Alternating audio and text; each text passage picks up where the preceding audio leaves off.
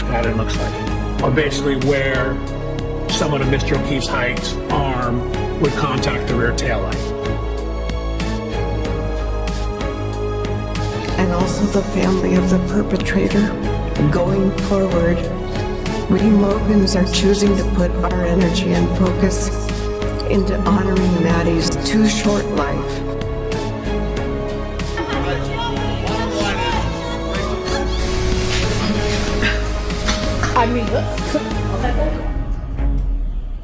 Like, you can't remember my name. I don't remember.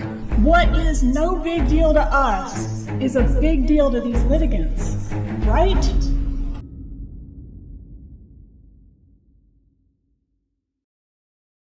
Hello everybody, welcome back to Ketchup Court. I go by the name of Heinz, your friendly neighbor Ketchup man, and we are back today for another episode of Source and Order. Listen. Last week that we went through all of this, it was monumental, but nothing has really prepared me for what I got to what basically revealed itself as I continue watching the trial from where we had stopped off. So a lot has happened in this trial as we are continuing on from the part one that we had done on episode 9. We are continuing on with Christopher Austin's testimony, and we are going to be going into other witnesses' testimony that just collapses the entire Monica Sementilli's defense like it was the Empire State Building. We shall be looking at the key witnesses, how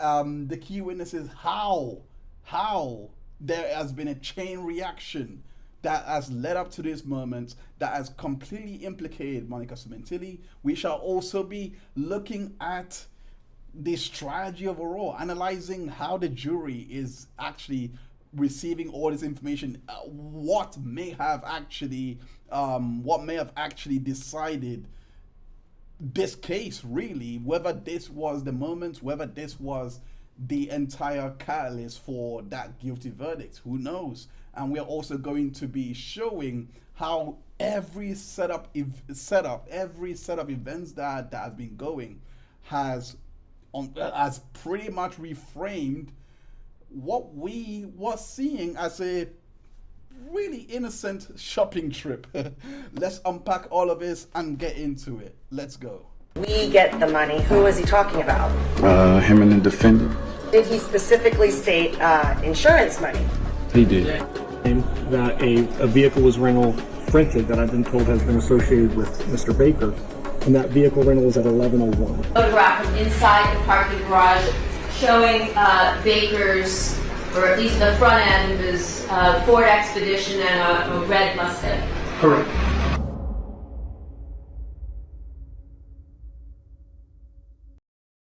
Okay, so like I said before in that intro, we are going to be going into just every bit of testimony, how it links to how every moment pretty much has led to this, and I want to go into all of that, but before we go into the hows and the whys of everything that I was saying earlier, we must recap the last episode just briefly, because I'll be very honest, I was actually angry that there was, even in my episode, there was a bit of a chain reaction there, because I made a couple of errors in the setup, in the structure of the show, and I was unable to find an important clip in time. So it had a knock-on effect, which led me to basically be unable to complete the Christopher Austin testimony like I planned.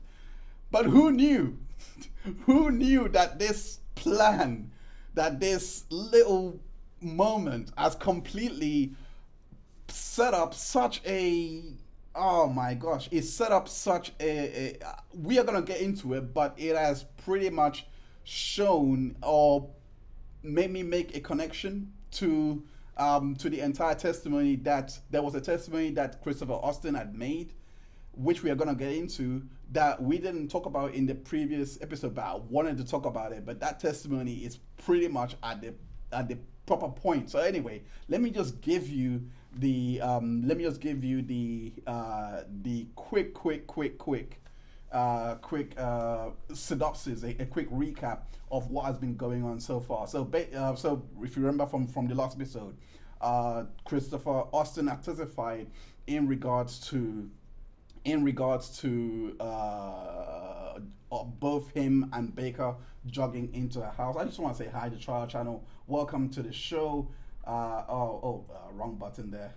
but yeah, Trial Channel is here. Worked out perfectly, I think. I completely agree with you because, oh gosh, I could not believe it. But anyway, I just want to say, yeah, Baker and Austin jogging into the house. He gave testimony about that happening. He said that they were jogging to go and make sure that they basically finish the job and they basically go ahead and carry out the hit. He also gave testimony about Monica showing him around the house. They offered him pizza. That's what he essentially said. He also gave testimony about the meeting at in Vegas 2016 when he was staying at Birdsong's residence. This was very important for a number of reasons, and the main reason why I believe this was very important was because it's I didn't bring it up last episode because I didn't make the connection in the last episode, but it essentially connected with what's his name, Curtis Davis testimony, in which if you cast your mind back to his day 13 testimony, he had said that there was a lot of Wi-Fi activity around the Sementilli residence. This was on July 2016. Coincidentally, this was around the same time.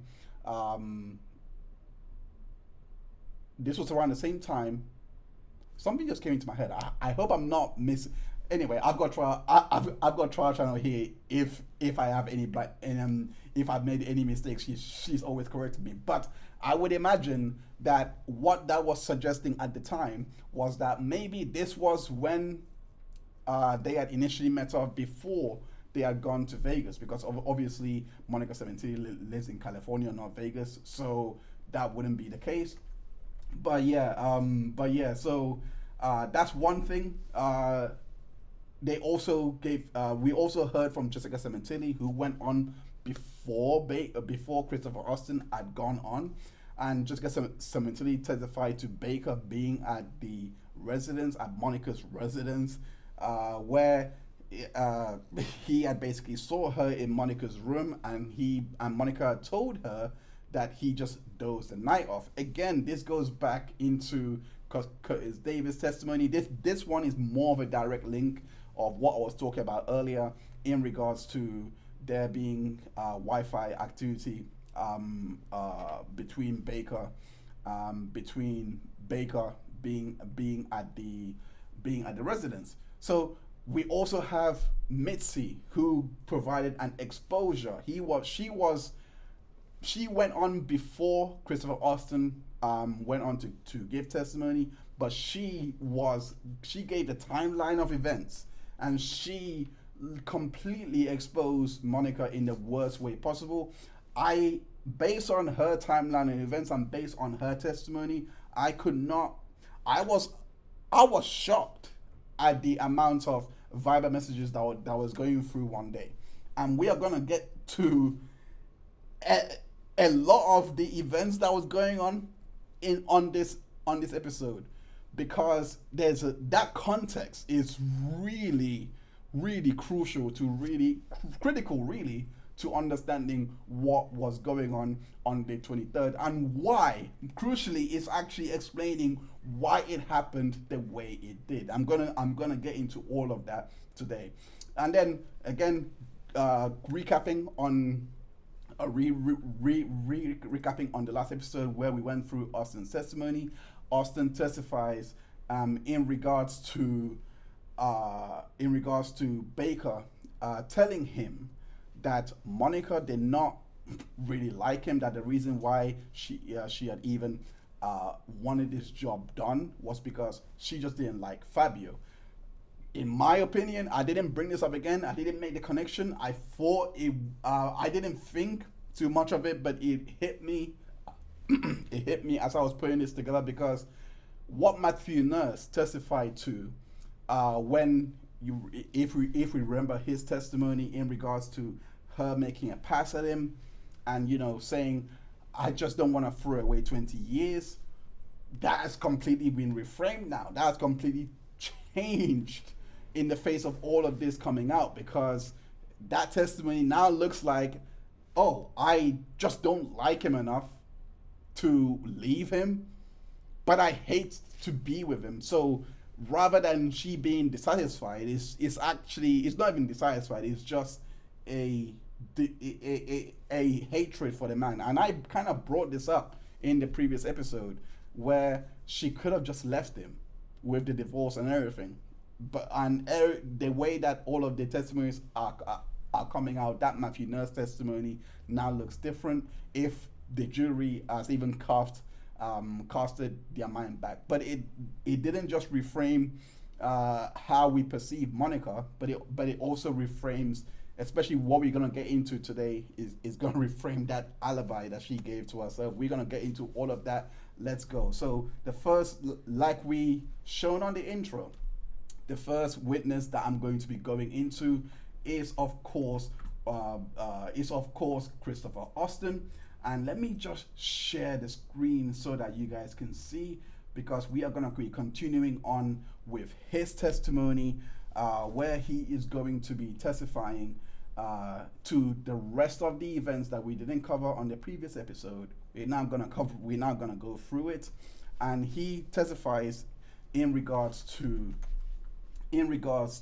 informing Baker, in regards to Monica basically informing both him and Baker about the plan to commit the murder. He also testifies in regarding a crucial detail that Monica had basically given to them to basically carry out, that allowed them to carry out this murder. So without further, I'm gonna stop talking, because you guys must be hearing my voice by now.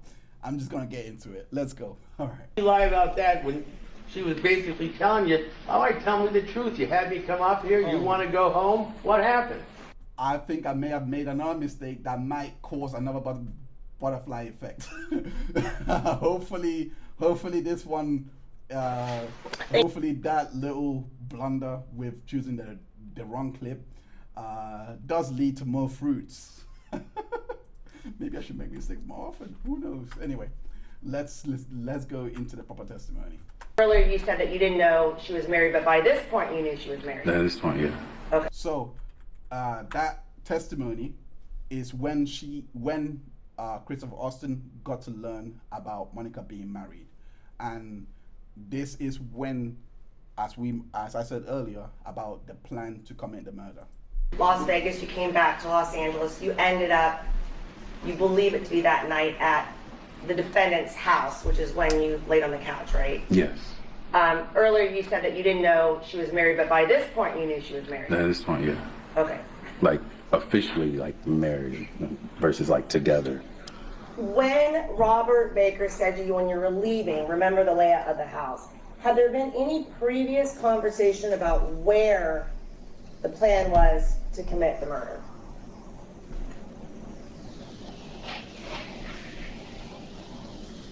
I remember in the talk so that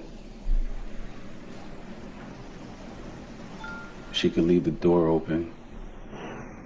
There's a back door to their bedroom. You can go in the back door and come out only. I remember that happened. When did that happen, that conversation?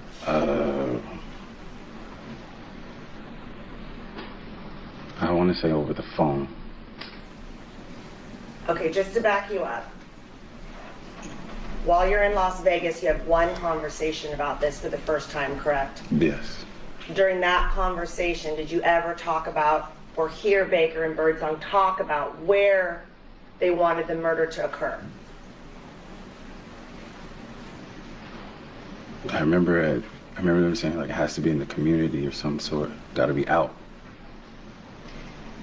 Okay, my question is, when Baker says, remember this layout, in your mind, was there a plan that it was going to be in the house at that time, the murder? No, if I recall, I remember he said, remember that layout, because that's when they started talking about the bedroom aspect of going in the middle of the night. And doing it while he was sleeping. That was another conversation? That was another conversation. I don't know when, but I know that was another conversation. After Las Vegas? Yes. Okay. So, at some point after you were at the house that night, did you fly back to Anchorage then the following day or within a couple days? After you came back from Las Vegas, you went the next night to the defendant's house, or that same night, did you fly back to Anchorage? A couple of days, like a day or two later, maybe. So when did these... For context, he's from Alaska, so he had to, we established this on the last episode, he had to travel from Alaska to LAX to basically carry out this murder. He arrived, I believe it was on the 22nd of January. Three-way calls then start?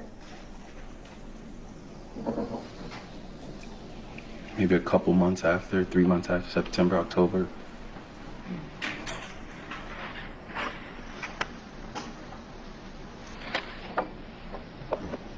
October timeframe? Maybe. During those months in between, were there any conversations about this plan to kill the defendant's husband? Yeah. What was that? There was still planning, and I remember Baker still asking me like how much I weighed, things of that nature. Just about my physical attributes a little bit. These are phone calls from Baker to you? Mm-hmm. Is that a yes? Yes. Court reporter? Thank you. And is before the three-ways, is Baker calling you, asking you questions then, or talking about still this plan that he wants to put into motion with Birdsong and the defendant? Yes. Okay. Was Birdsong talking to you also, before we get to the three-way phone calls, was Birdsong also talking to you individually, following up on this plan?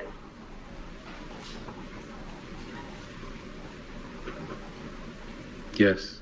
I feel, because I can't remember, but I do remember seeing on the trial channel's witness list. I want to shout out the trial channel by the way, in regards to how she has compiled this, because there's a lot, because I didn't realize that this testimony actually took I think it was 5 days or 4 days or something like that, because I only realized it after I saw on the description where she had put that one of the witnesses, Mr. Farell, that we're going to go into today, that his testimony ran onto Monday. I would never have realized that, and realized that that so many days had gone by. You can see how you get the idea that there was a lot of evidentiary arguments, and all of those things must have been happening with his particular testimony that stretched throughout the week. And for Charles Channel to compile it and put it in one place so that you don't have to go back onto and try to find the original stream everywhere, it's really gold. It's really gold. I have left her channel in the description. You can go check it out. That's where she stores all the other important cases that you can find and binge on. It makes it easier for an easier catch up without even any sidebars or the cuts, all these stalls, etc. Anyway, so that's the testimony. So that's the testimony in regards to the murder plot happening. Is very significant. Is going to become very apparent later why he is bringing up the many other scenarios that Birdsong, Baker were discussing with him before they had actually gone through with the murder that they had done. Birdsong, I did see him as a witness. If my memory is serving properly, I think he is going to testify, but I don't know when. So I'm looking forward to hearing from him, because there has been a lot of mention of his name, and I want to know what his function in all this is, outside of, how he carried out his function, I should say. But let's go into the next part of the testimony when he was trying to wiggle out of this particular murder plot. You said before break that they were asking. It was just with Baker. You said before break that they were asking you about days and you had to work or something of that nature. Can you explain what you were talking about?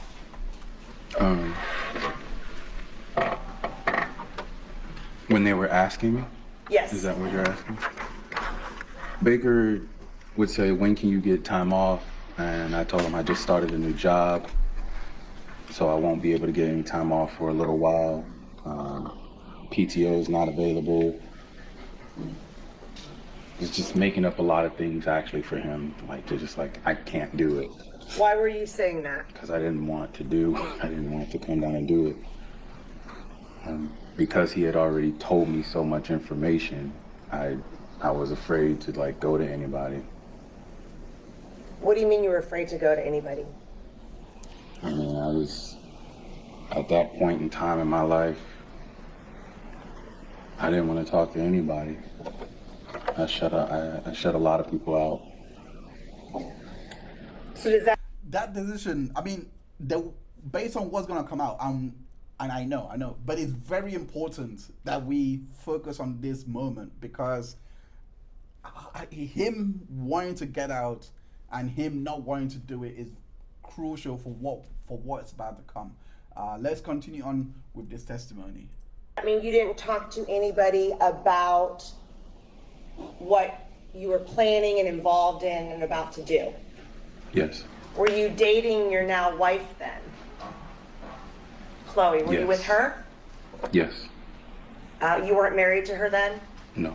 Did you tell her anything about this plan to go to LA and kill the defendant's husband?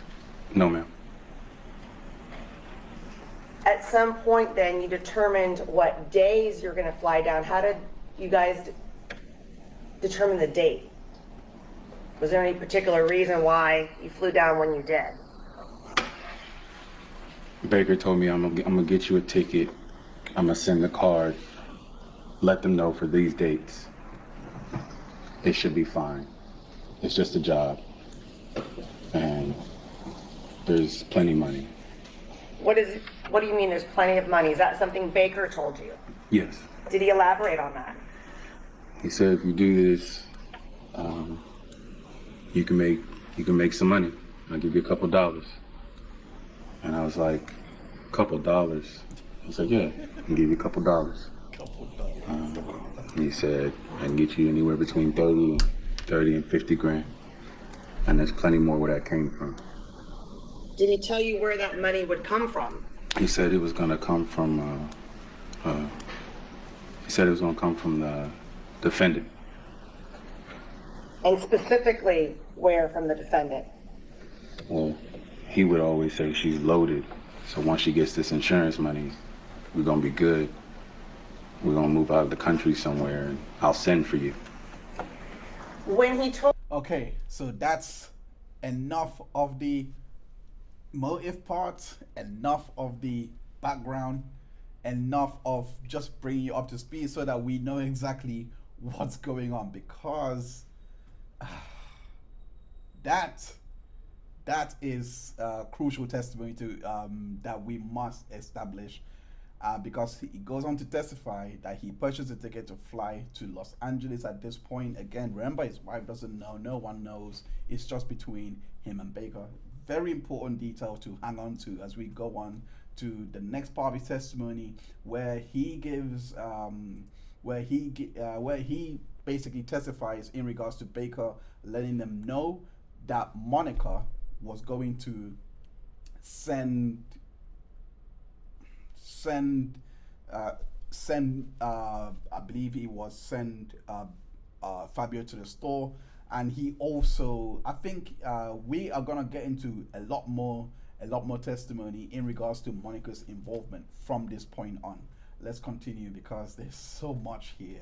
I can't wait to I can't wait to just get into the meat of this.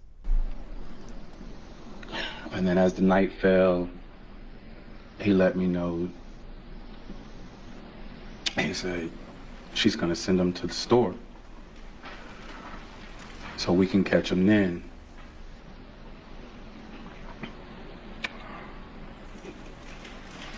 And I just said, okay. And then we went to the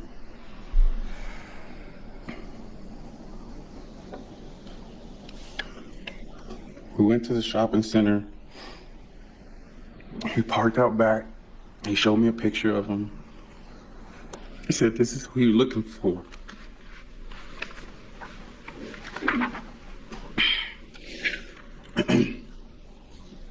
He said, this is who you're looking for.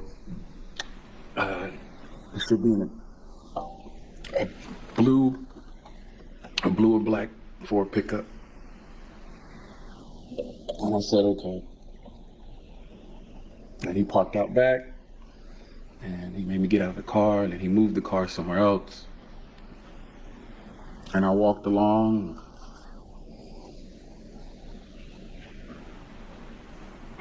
And as I'm walking, I was like, I'm not doing this. And I saw him, and I was like, I can't do this. And I went back to the car. He's like, what happened? I was like, couldn't get him. Can't do it. And then did you leave after that? Yeah, we left and went back to his apartment. Damn. So, oh, by the way, before I get into that, I just want to say hi to Nosy Ren. Welcome, Nosy Ren, to the stream. For those that may not know who she is, I believe she was covering the Karen Reed trial a lot. But yeah, welcome. There's a lot to this case. I think you're going to enjoy this case, Nosy Ren. I think you're going to enjoy it. But what Christopher Austin has just testified to is an attempt at Fabio's life. And on this day, this was not the 23rd of January. This was the day he came in to basically see Baker, etc. When this is on January 22nd, the day you flew in, correct? Yes, ma'am.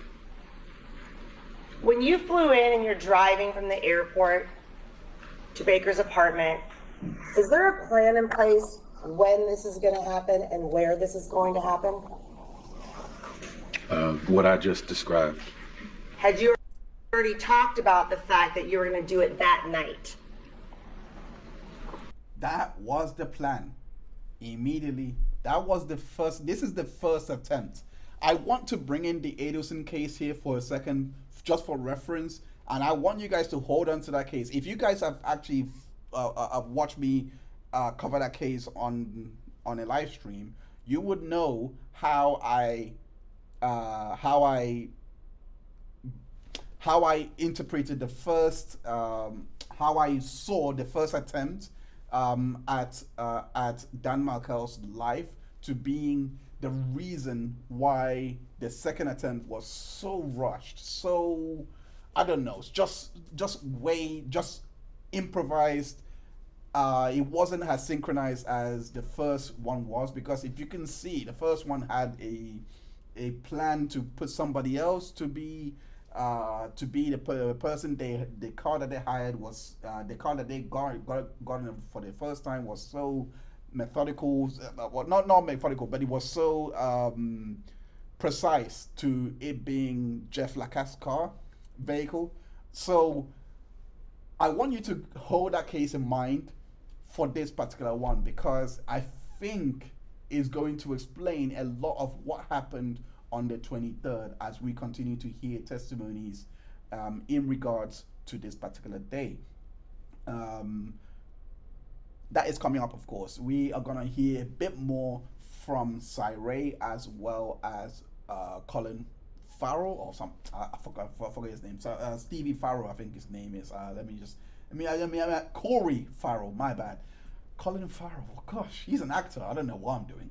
Anyway, let's continue on and listen to the next part of his testimony, which he goes into a bit more detail in regards to the precise location, really, where this first attempt was going to occur. So let's take a listen. Well, told me to get out of the car, and then he parked. And this is exhibit 249, page 4. We've shown this aerial map also of the location. There's a building that runs horizontally across the photograph. In the middle of it is that the building where the pho restaurant was, and then there's a parking lot in the front. It's L-shaped. Yes. Okay. When you indicated that you parked in the back, did you see that when this map was shown to you after? Yes. And can you indicate where that is, where you parked? And I don't know if it, well, you can't, but there's a back parking lot right here. Is that where you parked?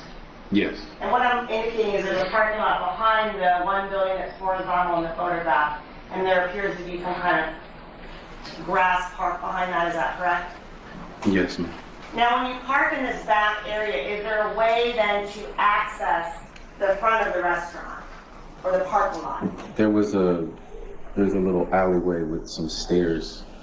From where I'm looking at to my left. Go left. I'm sorry. Your left. Right. My right. Okay. No, other way. Sorry. That way. All the way. Keep going. Keep going. Right there. Okay. That's where they told me to walk down. So I've indicated to my left, all the way down the horizontal white building, and then there's a breezeway that walks up towards the main parking lot. Is that correct? Yes. And then did you come around the front where the restaurant is over here? Yes. And when I say here, there's a little icon with a fork and a knife, orange icon. That area? Yes. Okay. There's also a circle. Did you circle that? There's a green circle around some cars. Did you circle that? Yes. Okay. What was that indicating? Indicating where the victim was parked at. Or the area of. So if you can walk us through then, you got to this place, it's dark, you parked in the back where Baker did. Was there a conversation before you got out of the car? Yes, he told me to,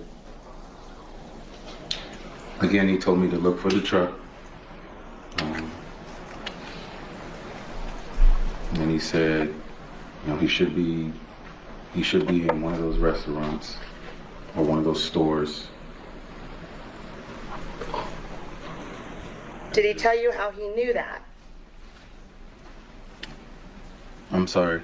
Did he tell you how he knew he should be in a restaurant or a store? Before we left the apartment, he got a text message from his girlfriend at the time that she was going to send him to the store and where he went. So we went directly there. And when you say his girlfriend, you meant the defendant? Yes, ma'am.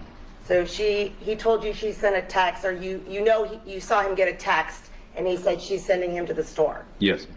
And No, God!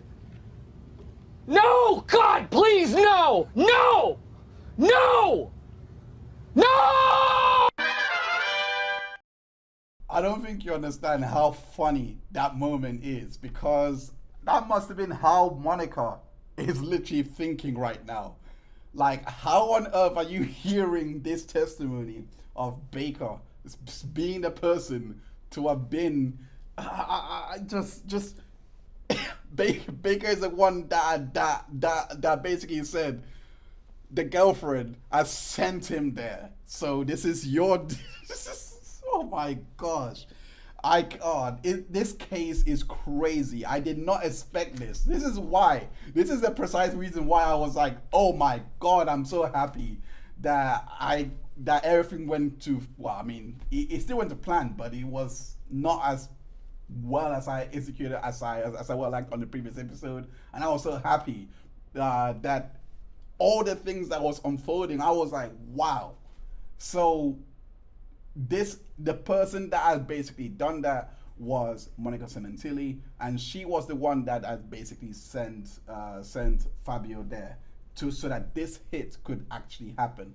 Remember before, it didn't happen because he did not, they had already testified to this. He did not want to go through with this. He couldn't do it. And then Baker had said, don't worry, I'll let her know. So we're going to continue on with the testimony. And did you drive directly to this location? We drove directly to that location. When you got there, or on the way, he's showing you a photo of him. He described the truck. You parked in the back. Did you immediately get out of the car? No. Okay. How long did you wait there? About a couple minutes. And then walk us through what happened when you got out of the car. When I got out of the car, I walked from the back down the breezeway. And there wasn't a lot of cars there, wasn't a lot of people. Some of the stores were closed. And I walked past the restaurant, saw him in the restaurant, walked past the UPS store, turned and walked back. As he was walking out, he went straight to his truck, and I walked back. Okay.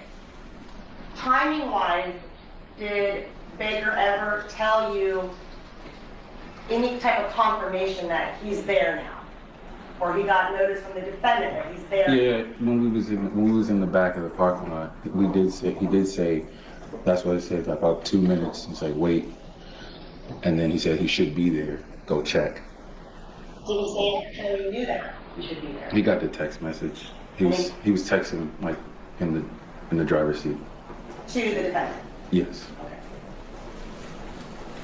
Okay. This is page 3 then. I'm going to zoom in here. There's the pho restaurant. It's got the orange writing on the left-hand side of the photograph. And there's a circle right here, a red circle. Did you do that during the proffer on this exhibit on November 18th, 2024?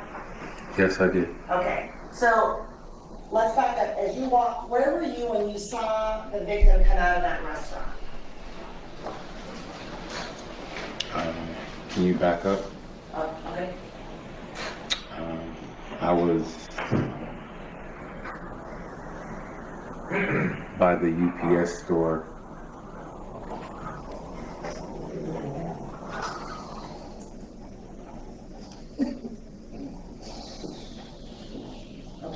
We put on page. I was walking. On the left-hand side. So I was walking along that pillar back toward the restaurant. So you're walking from left to right in the photograph in the UPS store towards the pho restaurant, correct? Yes. Along here? Yes. And did you actually draw a green arrow or a line, I should say, during that proffer? Yes, I did. Okay. And what did you see? I saw the victim come out, walk towards his truck,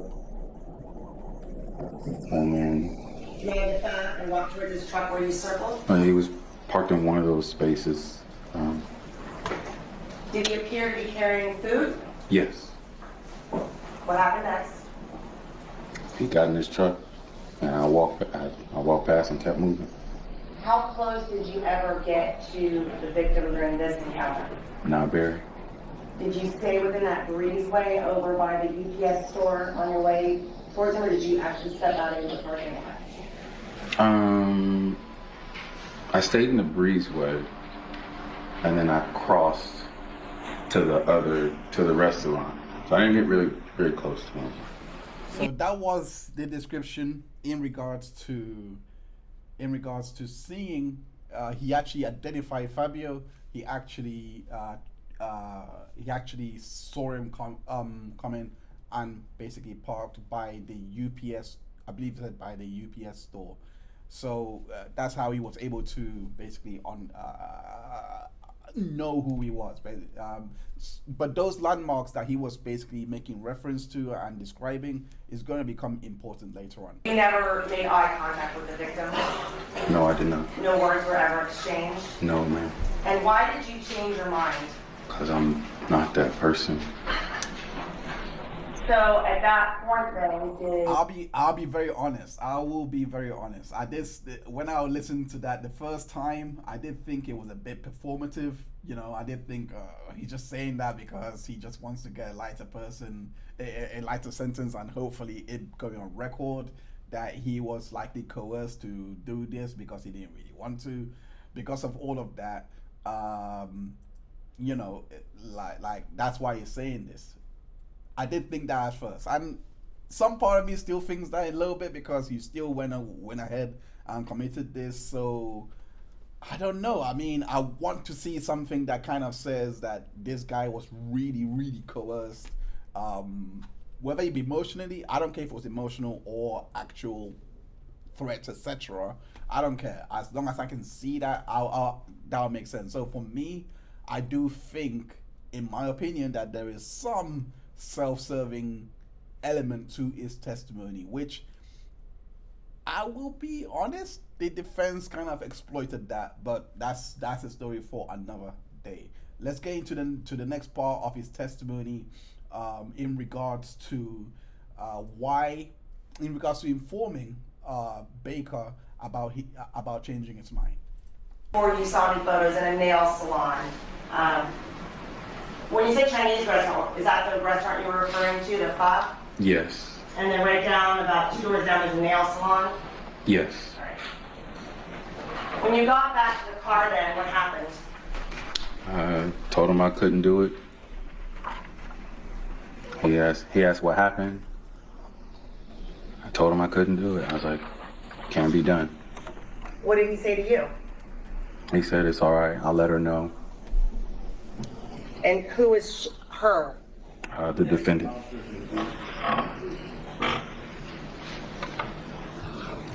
Yes, ma'am. Did he tell you what he was going to do when you said I couldn't do it? What did he say? He says, all right, don't worry about it, I'll let her know. Did he say who he meant or who he was referring to as her? His girlfriend at the time. Which was the defendant? Yes, ma'am. Did you see him text on his phone while you were sitting in that back parking lot? As we drove away. Sorry, what was that? As we drove away. Did he make any calls in your presence? No, ma'am. Do you know who he was texting? I had an idea. Well, how did you have an idea? Because from... Did he tell you who he was texting?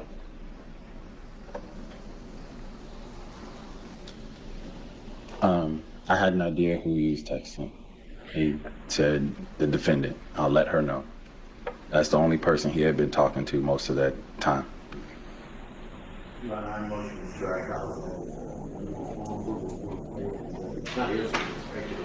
Then Did you drive directly back to Baker's apartment then? Yes. Okay. And during that, after he said he would text her and let her know, did you have any more conversations about this, what had just occurred?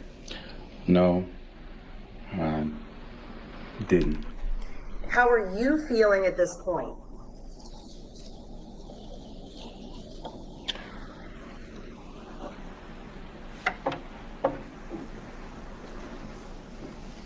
Shame and relieved.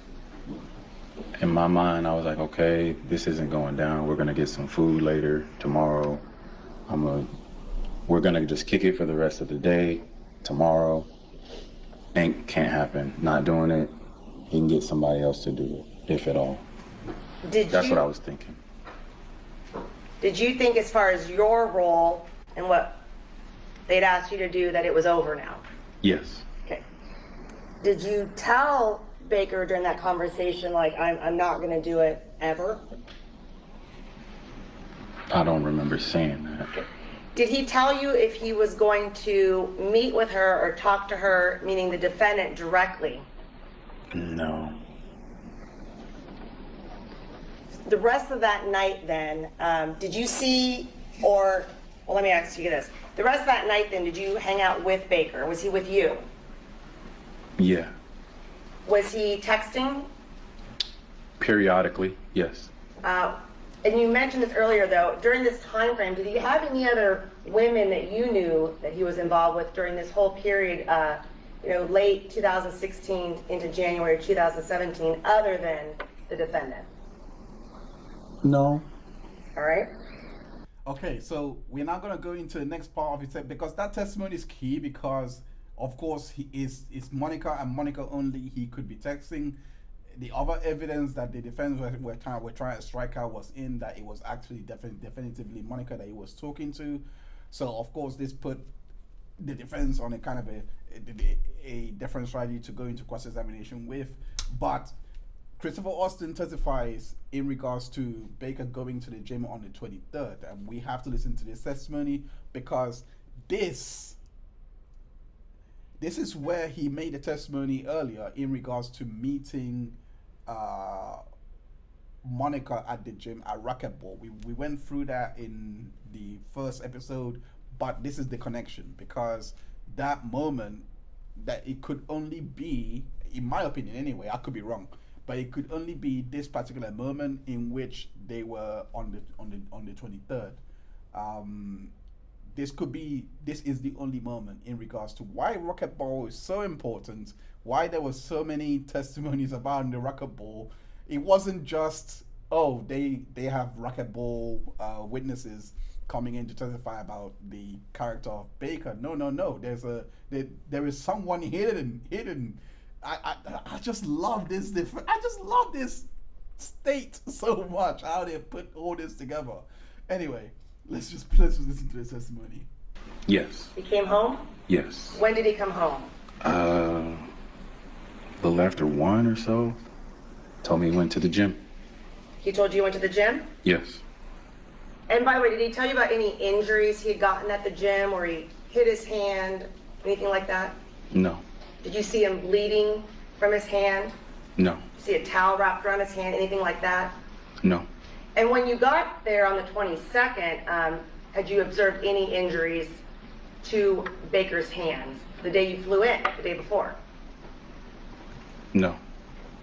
Now, he'd gone to the gym. Did he tell you if he saw the defendant at the gym?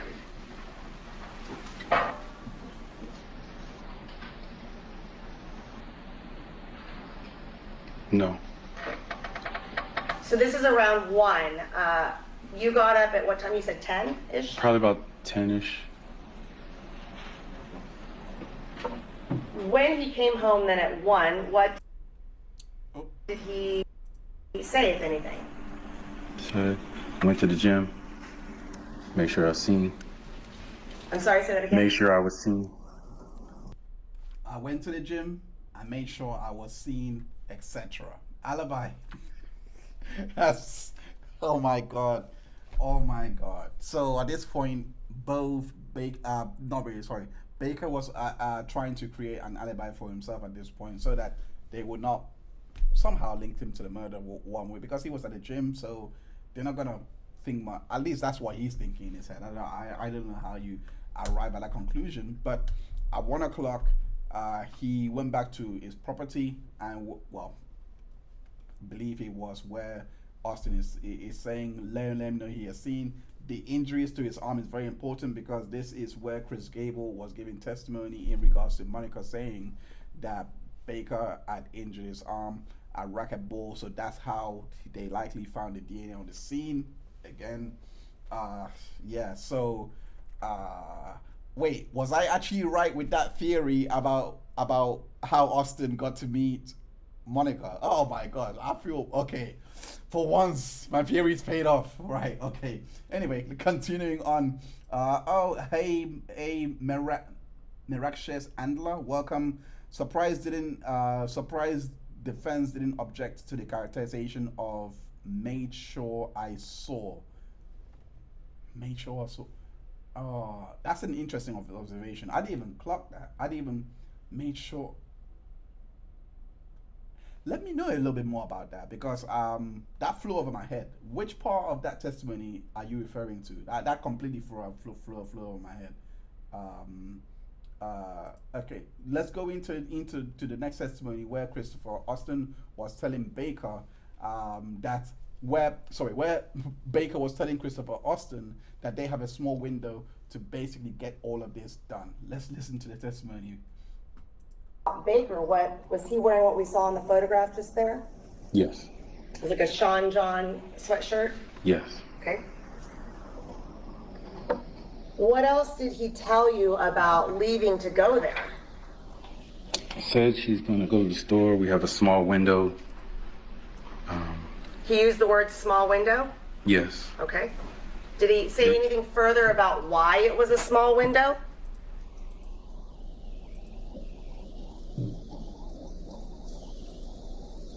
I don't recall.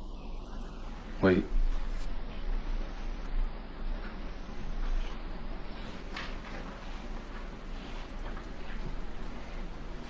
Is that better? Is this better? Hopefully you can hear me a lot better now. I have increased the volume a little bit. Anyway, let's just continue about what Christopher Austin meant by we got a small window. Well, what Baker meant by we got a small window.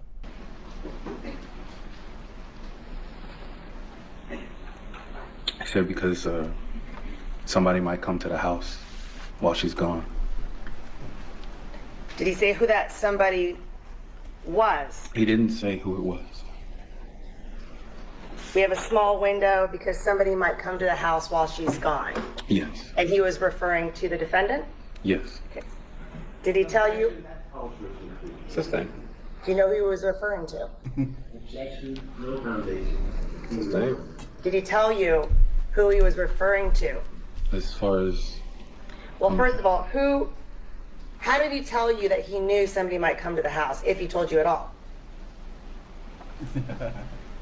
Good way to get around it. I think, if I recall, I think that's when I found out that he had a kid. Who had a kid? The victim did. How did you find out he had a kid? As we were going down as we were leaving his apartment, he let me know somebody, like, his kid might come back, might not. Maybe non-responsive. I see what you mean there. I see what you mean. Well, to be honest, we have been all through this show from episode 3. I think we have been highlighting some of the defensive blunders that has been going on, because you bring this up is something that they could have objected to. Her defense has not really been that great. So that's a good point that you've highlighted there. And then he put me in the trunk. And then I got in the trunk, and I was in the trunk for a while. And I remember he backed up close to a bush and let me out of the trunk, gave me the knife. He looked at me, he said, "Are you with me?" Like a dummy, I said, "Yeah," and I just followed him. When you drove over there, you said he put you in the trunk? Yes. Okay. How long did you, was it a short drive? Yes. Do you know why, did he tell you why he was putting you in the trunk? He told me he told me he didn't want me seen. This is key. This is going to be so key later on. We're getting to the next set of testimonies that's going to put a lot of context into the testimonies that he's giving, that he's making here. But let's continue on with Christopher Austin's testimony, where he testifies in regards to Baker receiving instructions on how to get into the property. Did you have any conversations about who was going to do what once you got into the house?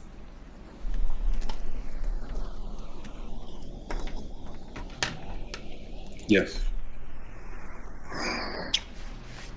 Where did that conversation happen? Meaning, where were you when you had this conversation? When we got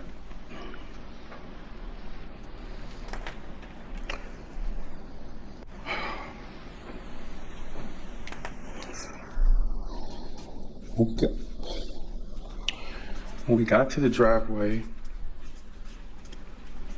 he said the door should be open. He opened the front door, and I followed him in.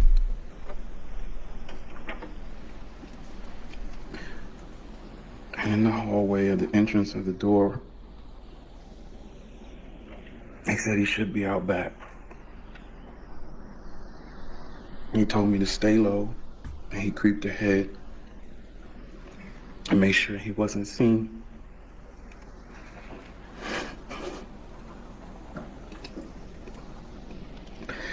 And then he opened the door. He said on the count of 3.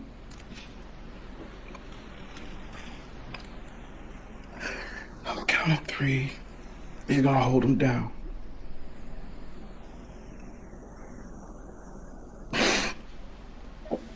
And he opened the door and he held his mouth, couldn't scream.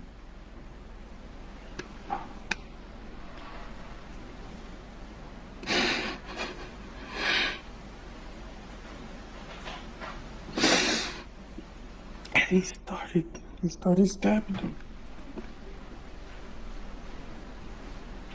I'm sorry. And I stabbed him once.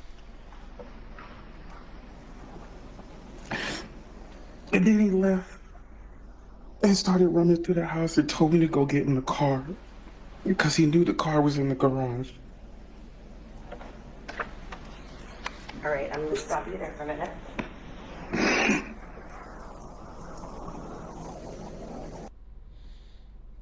This is okay. I take back what I said about self-serving. I take it back. I don't. How many times? It doesn't. I've seen this. Of course, I have to watch the testimonies to put it together. It's just one viewing, but no matter. I think this is one of those testimonies that no matter how many times you just watch it, it's just gonna hit you because it's just insanely. It's just the fact that we know that he could have just they could just let him out of this. So you have to wonder, like, why were they so adamant in having him, specifically him, do this job? Why were they so adamant? And because he was not ready. Like, you could tell. Like, I mean, we went through the background. He's a probations officer working. I believe he was a human. I forgot what it's called, but he is working with disadvantaged youths, and his life is not this. It's just not this, and how he got caught up in it is still a mystery for me. But clearly, like, it's just. I have no words. I still have no words because he is the reason, in my opinion, he is the reason why all of this, in my opinion anyway, why Monica is implicated in all of this. I think it's just him. I haven't seen all the other testimonies, but I think it's mainly just him that implicates Monica. Without him, I think it'll be a harder job to actually prove Monica's complicity in this. I'm going to explain a bit further as we go on, but yeah, I agree with Nosy Rand that this is stupidly sad. It's so. Anyway, let's move on to the next part of the testimony, in which he gives a crucial, in my opinion, a very, very crucial detail on how they gain access into the house. Now, Baker told you as you're headed up there, as you testified, that the front door is going to be unlocked. He said the front door should be open. Should be open. Meaning unlocked. Did he tell you how he knew that? He told me, he said she's gonna leave the door unlocked. When you got, and when you said she, did he tell you who she was? The defendant. When you got to the front door, was it unlocked? It was indeed unlocked. Exhibit 7, and it's 46 is the page on the left corner. You see the front door in the back of the photograph. Do you remember walking in this door and coming through the house? I want to add on to what Merek's Andler says here. He says, get him on board and keep him on board because now he shares the blood is on his hands. The fact that Baker had the audacity as well to say, no, you're a good person. Oh my God. Oh, God, man. Yes, ma'am. God. Did you go straight to the area that ultimately was the back patio? Yes, ma'am. You didn't go into any rooms before that, anything of that nature? No, ma'am. Okay, Exhibit 7. Okay, so that's all. That's all I wanted from there. The front door being unlocked, testifying that Monica was the one to have informed them that she is going to be the one to leave the front door unlocked. So now he gets on to testify in regards to why they chose the Porsche, and and what was thinking behind that. He said that he just bought a brand new Porsche. This is again before I even got on the plane. So he knew that go back a little bit and get a bit more of the context. When you said go to the garage, did you know why you were going to the garage? Yes, Why? because prior to going up there, he said that he just bought a brand new Porsche. This is again before I even got on the plane. So he knew that there was a car going to be in the garage. So before you ever came to LA on January 22nd, 2017, Baker told you that the victim, Fabio, had a new Porsche? Yes. Okay. I do want to know, because Trial Channel will know this, but this is an information that I'm not sure if we've heard yet, or we may have heard and I just missed it. But has there been any testimony in regards to Fabio purchasing a new Porsche? I would love to be reminded, because I didn't think that would be significant, but now I think it is, because for Baker to know that little detail, it must have come from only one person. Guess who it is? Madonna. Any other conversation about this Porsche before you came to LA, other than the fact that Fabio bought a new Porsche? He asked me if I could drive stick When did he ask you that? on the phone in December, I think. Was the plan then for you, before you went to the house, was the plan then for you to drive the victim's car out of the house? At one point. At what point was that the plan? If you know. I don't remember, but I do know he was like, "Can you drive stick?" Which gave me the assumption that he wanted me to drive, but I was like, no. Okay, so this is in the early stages in December 2016, is that correct? That is correct. Now during that time frame though, I apologize. I apologize. during that time frame though, you didn't have a plan where this murder was even going to be committed? No. Okay, but at that time frame, he still asked you if you could drive a stick? Yes.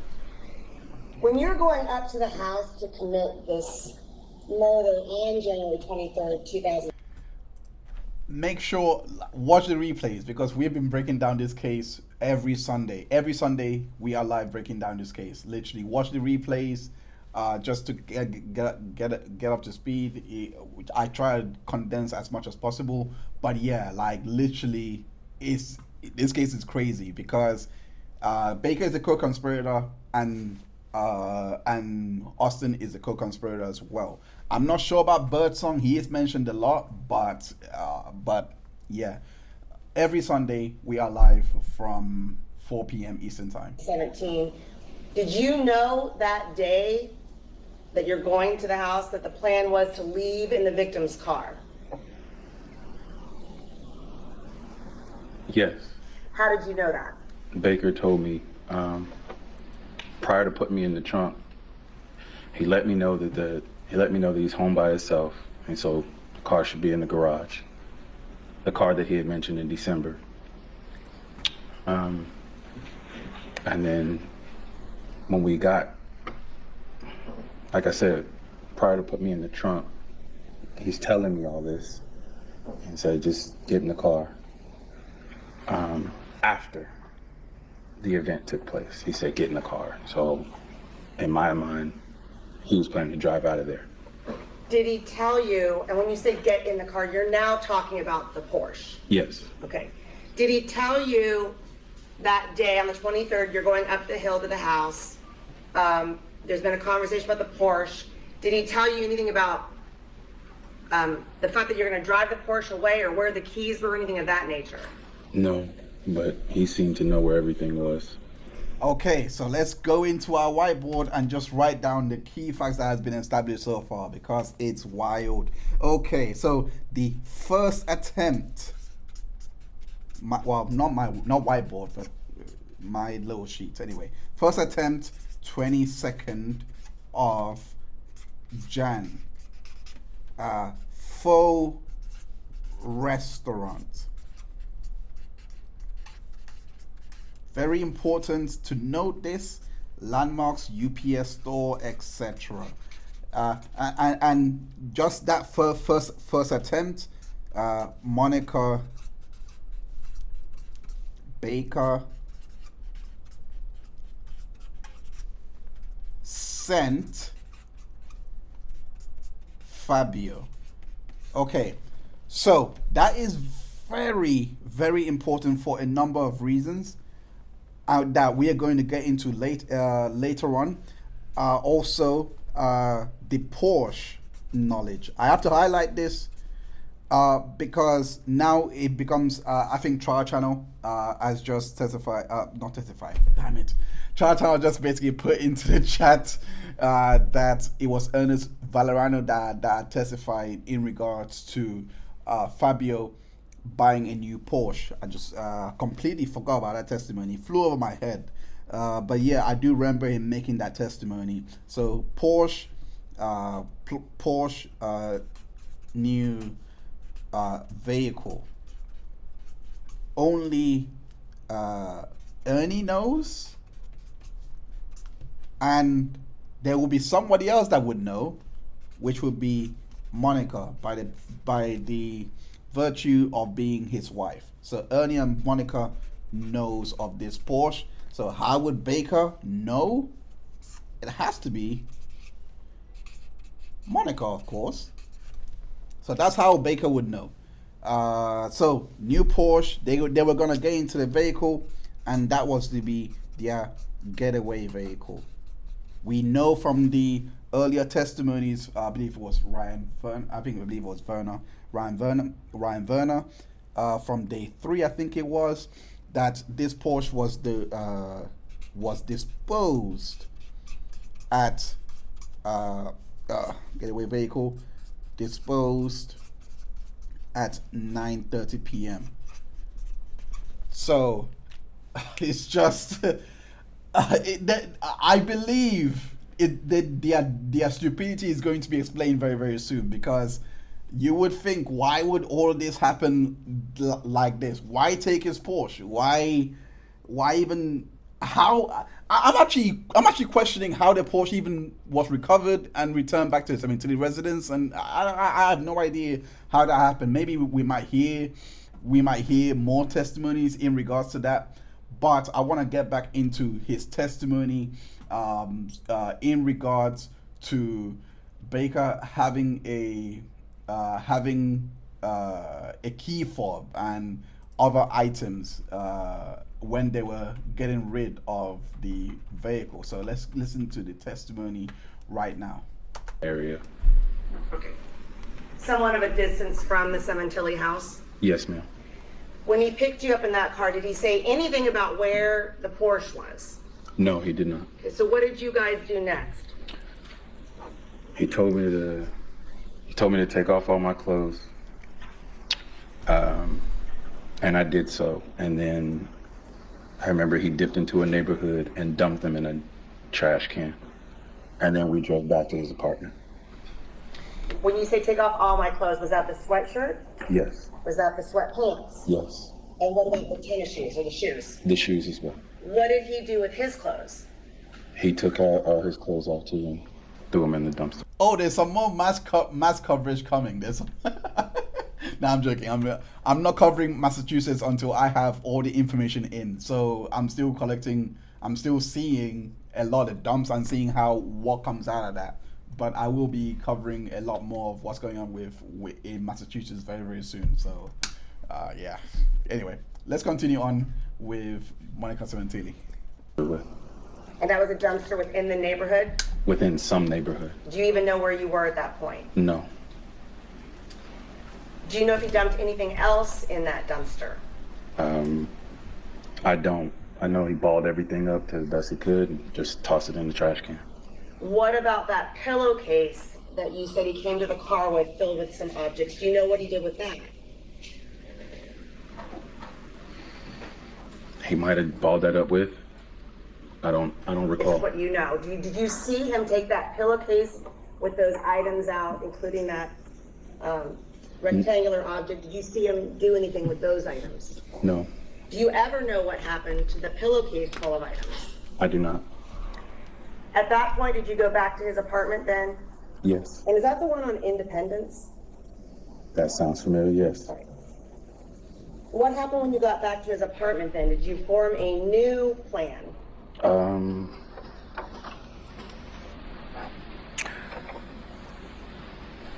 I remember saying I can't be here. He was like, I'm gonna get you out of here. Where's all your stuff? And then he took all my stuff downstairs. He said, don't leave. Like, don't come out of the room. And I didn't. And then he was downstairs for a while. And then he came back up and he gave me the keys to the rental. And he said, follow me to this restaurant. You're gonna park the car and then you're gonna get in my car. And that's what happened. So your understanding is he wanted you to drive the rental to a parking lot at a restaurant and leave it there? Follow him there, yes. And what was he driving at that time? I think he was driving his Expedition. Did you end up doing that? To some degree, I got pulled over. Before that then, this is the 23rd. When was your flight originally booked to go back to Alaska? The 24th? The I next believe. day? I think the next day. Did you change that plan and decide to fly back early? Yes. Why did you do that? So I couldn't be there. Like I said, I gotta get you out of here. I couldn't be there anymore. Okay, let's go back to the no tactical. Well, I don't know what I don't know what to call this this book. But anyway, change flight from, and we heard this. This is not actually new. It's just providing the context now, coming from his mouth, coming from Austin's mouth, because we heard this from Mr. Roberts, who testified that there was a change of flight from the 24th to 23rd to traveling out of LAX. But the most important part of that testimony that I want to note down is he says he got stopped. There's a lot more testimony in regards to this. I don't think we got from him on how he got stopped or why he was stopped. But he testified that he got stopped when he was leaving the scene. So now I want to go back into the testimony and just round off the last part of the testimony, which was what Baker had told him in regards to what Baker had basically told him in regards to what's going to happen once they have received the money to pay him and everyone else. The victim was dead. One of the phone calls. Defendant ever tell you any plans that he had with the defendant now that the victim was dead? One of the phone calls came right before he said, I was like, I'm gonna take her to bike week. He said, once we get this money, we're gonna leave the country. Then I'm gonna send for you. And I want you back. So go get you a passport. I never got the passport right away. I didn't plan on getting no planes anymore with him. When he told you once we get the money, who was he talking about? Him and the defendant. And he's like, we'll go to Mexico or somewhere and we'll just live out the rest of our days there. Did he specifically state insurance money? He did. He did. I don't know who said Mexico last time, but you were spot on about going to Mexico. I don't know who said it last time, but that was a spot on guess. He said once we get this insurance money, like we're gonna be good. And there's gonna be plenty of money where that came from.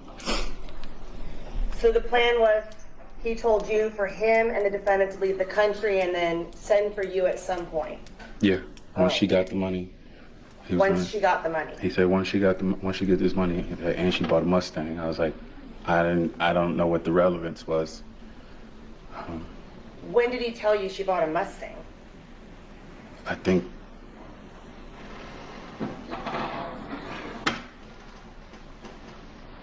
shortly after.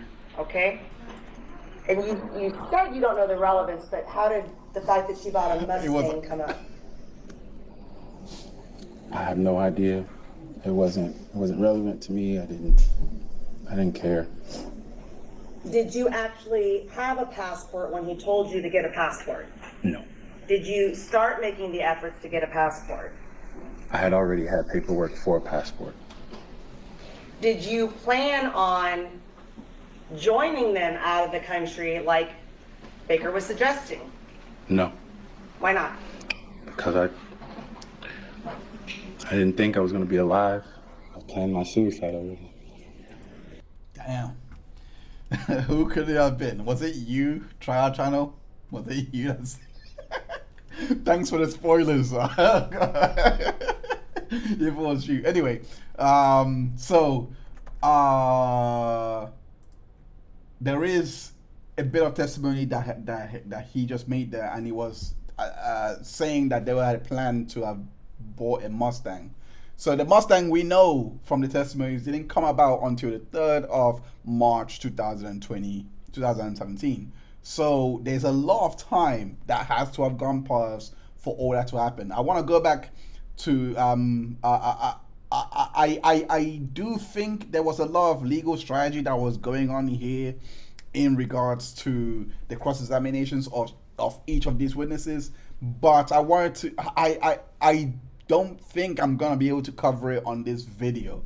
But if you want to see what I've noted down really of what the defense were trying to do, I know that the case is basically done, but I do think and of course we know that it's a guilty verdict, so the team that basically won is always, I mean, it doesn't matter what the defense has done. But I did see how some things were done to pull the strings, etc. So if you want to see me, if you want me to continue on and basically not continue on this episode, but another episode where I just focus on the cross examinations of these witnesses, let me know, because I'm going to be focusing on just mainly on the narrative that has been established on the direct examination. I'm going to do a poll.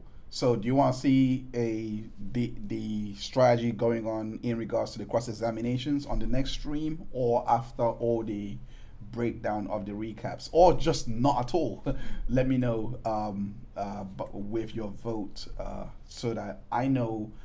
Because I did find some interesting angles that was being ripped at in regards to the other witnesses and also Christopher Austin as well. Understanding the strategy of both sides is the best part. I actually do agree. I actually do agree with that. I do agree with that because, I mean, yeah, it's a win, but some wins are just really narrow, and some wins are just undeserved sometimes, maybe. And some wins are very comprehensive. Personally, I think that this win is comprehensive, but I haven't watched the whole case yet. I haven't seen the whole case yet. But I do believe, based on what I've seen so far, this particular win it's not even a debate, really. But it was hard work to deliver this win, in my opinion. It was really hard work from the state to deliver this win. It's great having the evidence on your side, but putting it together and making it make sense is another thing, because there was a lot that basically came out of this.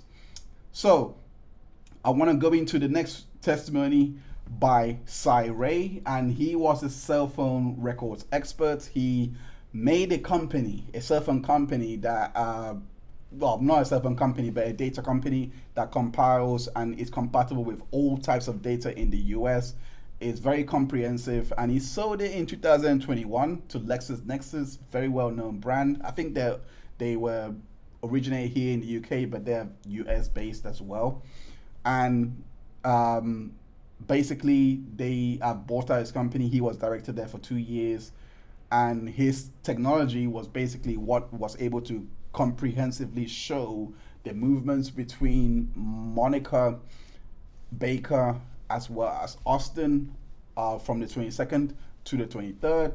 It was really deep, really deep. And I will always die on this hill. If you're going to bring a case, it best be as good as this. I think this is the highest bar that I've seen anyway, but at the very least, be as good as what the Donna Edison trial had, because that one, if I was to see a defendant get acquitted, it better be get a guilty verdict. It better be on some credible evidence, like without a shadow of a doubt kind of evidence. But anyway, but this case definitely had that. So let's go on and listen to the testimony that he gave in regards to, because his testimony went into the pattern of life for Monica Sementilli as well as Robert Baker when they first met from December.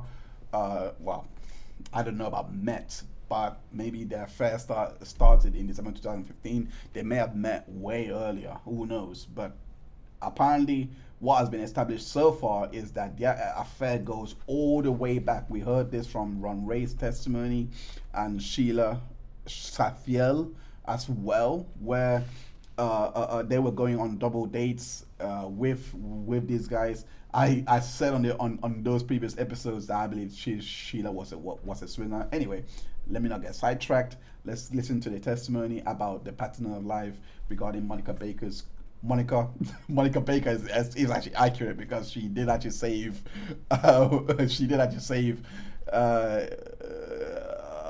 on Ron Ray's phone. She was saved on Ron Ray's phone as Monica Baker. Anyway, let's listen to this testimony. What of interest relevant to what you mapped in this case did you find in the defendant's pattern of life data? There was a lot. Probably what stood out the most is going to be the ongoing communications with Mr. Baker, and they were, in my experience, extreme. What do you mean by that? I would say for the last year leading up to the homicide, close to a year, not quite a year, we were seeing communications over 5,000 a month between them, whether it's text or phone calls, the combination. And that's not counting the Viber connections. We were unable to look at the Viber records prior to January 1st of 2017. So we really have no idea how much Viber was used. We can get an idea, which I can talk about later, but we can't put an exact number on it. But easily 5,000 times a month, they were just texting or calling each other. Okay. And did that level of communication that you referred to as extreme suddenly stop at any given point?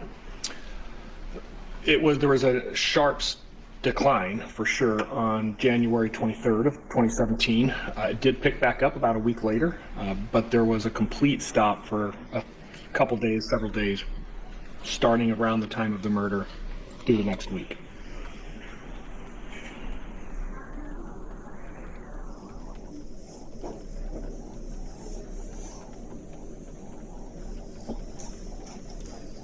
And did their patterns of communication, in other words, when you looked at the communication between them on each side, the defendant and Robert Baker, did their patterns mirror each other? Close. It's actually kind of typical of what we see in a lot of relationships. He texted her a lot more than she texted back, but she would call him a lot more than he would call her. That's pretty average with what we see in relationships like that, but the sheer amount was enormous.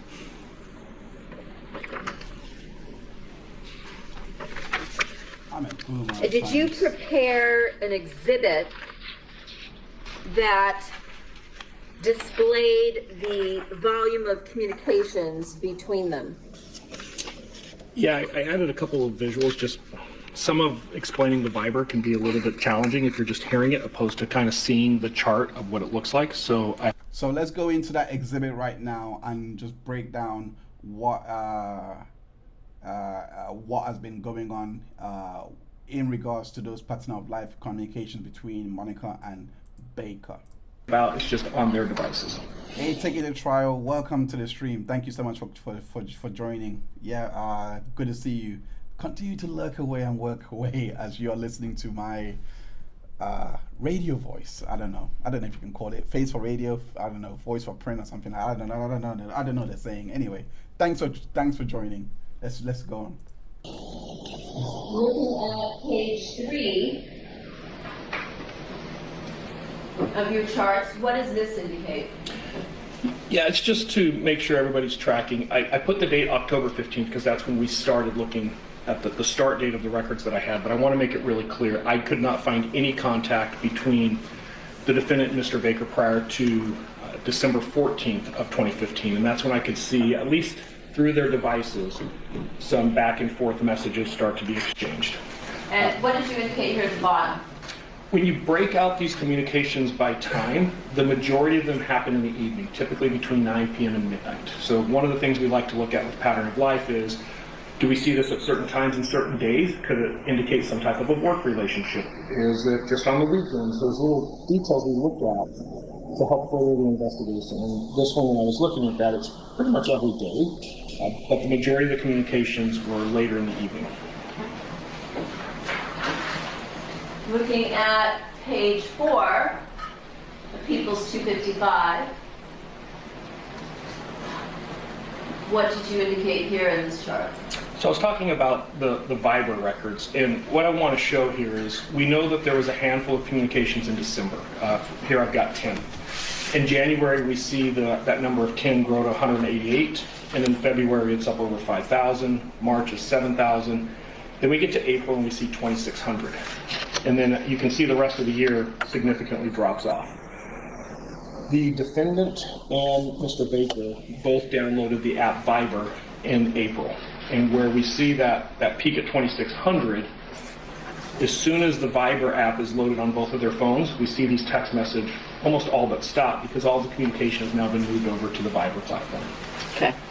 And in terms of using the Viber platform in April of 2016, does that also coincide with when Viber went to end-to-end encryption? Yeah, so what we're talking about there is Viber had a release, it's their version 6, and version 6 was highly publicized in the first part of 2016. It was well anticipated, and it was in April of this year that April of 2016, that Viber released their version 6, which included the end-to-end encryption. So it would be at the time that they started to download this app and started to use it. If you're looking for when this plan may have started, maybe this is the moment, because, and if you remember, they were showing, I think it was the British Mail, the British guy, I don't know his name, but he was testifying he was doing the cross-examination of Curtis Davis, who, and I remember when he was saying that Baker had downloaded Fiverr or didn't get Fiverr until August. I don't know how he didn't see this testimony coming and why he would say that, because they both downloaded this on April 2016, and also the added fact in regards to Viber publicizing their end-to-end encryption so that their messages couldn't be seen. And then from there was a set of events that led up to the cameras being changed when we heard from Sean Kahn's testimony about the cameras now becoming remote. Fabio has sent to them, but apparently it was Monica's idea to upgrade the cameras, etc., into remote viewing. I don't know, man. All of this, I stand. But anyway, this is the turning point in this entire case. What he is going to testify to in regards to Christopher Austin and Robert Baker's location data on the 22nd of January 2017 is crucial, and I mean crucial to this case, because it basically put Monica firmly, squarely in this case,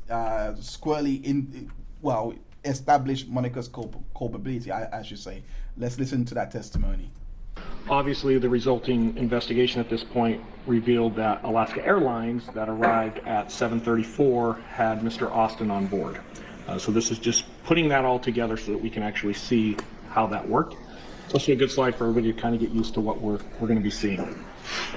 So as we start here, you can see the location is the general area of where Mr. Baker lives. Red is associated with Mr. Baker. I've got an address here of his apartment. That red shaded area, that's that estimated area I was talking about earlier. I can't say the phone is 100% within that red shaded area, but it's going to be very close. And we can see this first connection that we're going to start with is at 6:23 in the morning, so that would be AM. And then shortly after that, we'll see a couple more towers light up here, moving to the south. Then we're going to see that move over towards the east here a little bit. So by 6:27, the reason I'm showing these times, if he's in the area of his apartment at 6:24 and now he's moved south, you can kind of gauge he's probably moving away from the apartment at 6:24.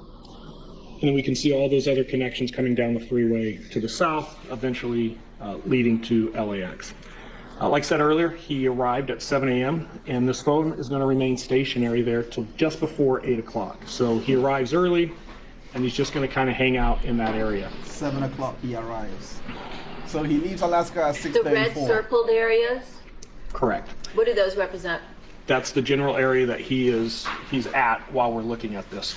So he leaves Alaska at 6:23 a.m., arrives at LA at 7 a.m. What we're looking at now is I was talking earlier about this cooperative data.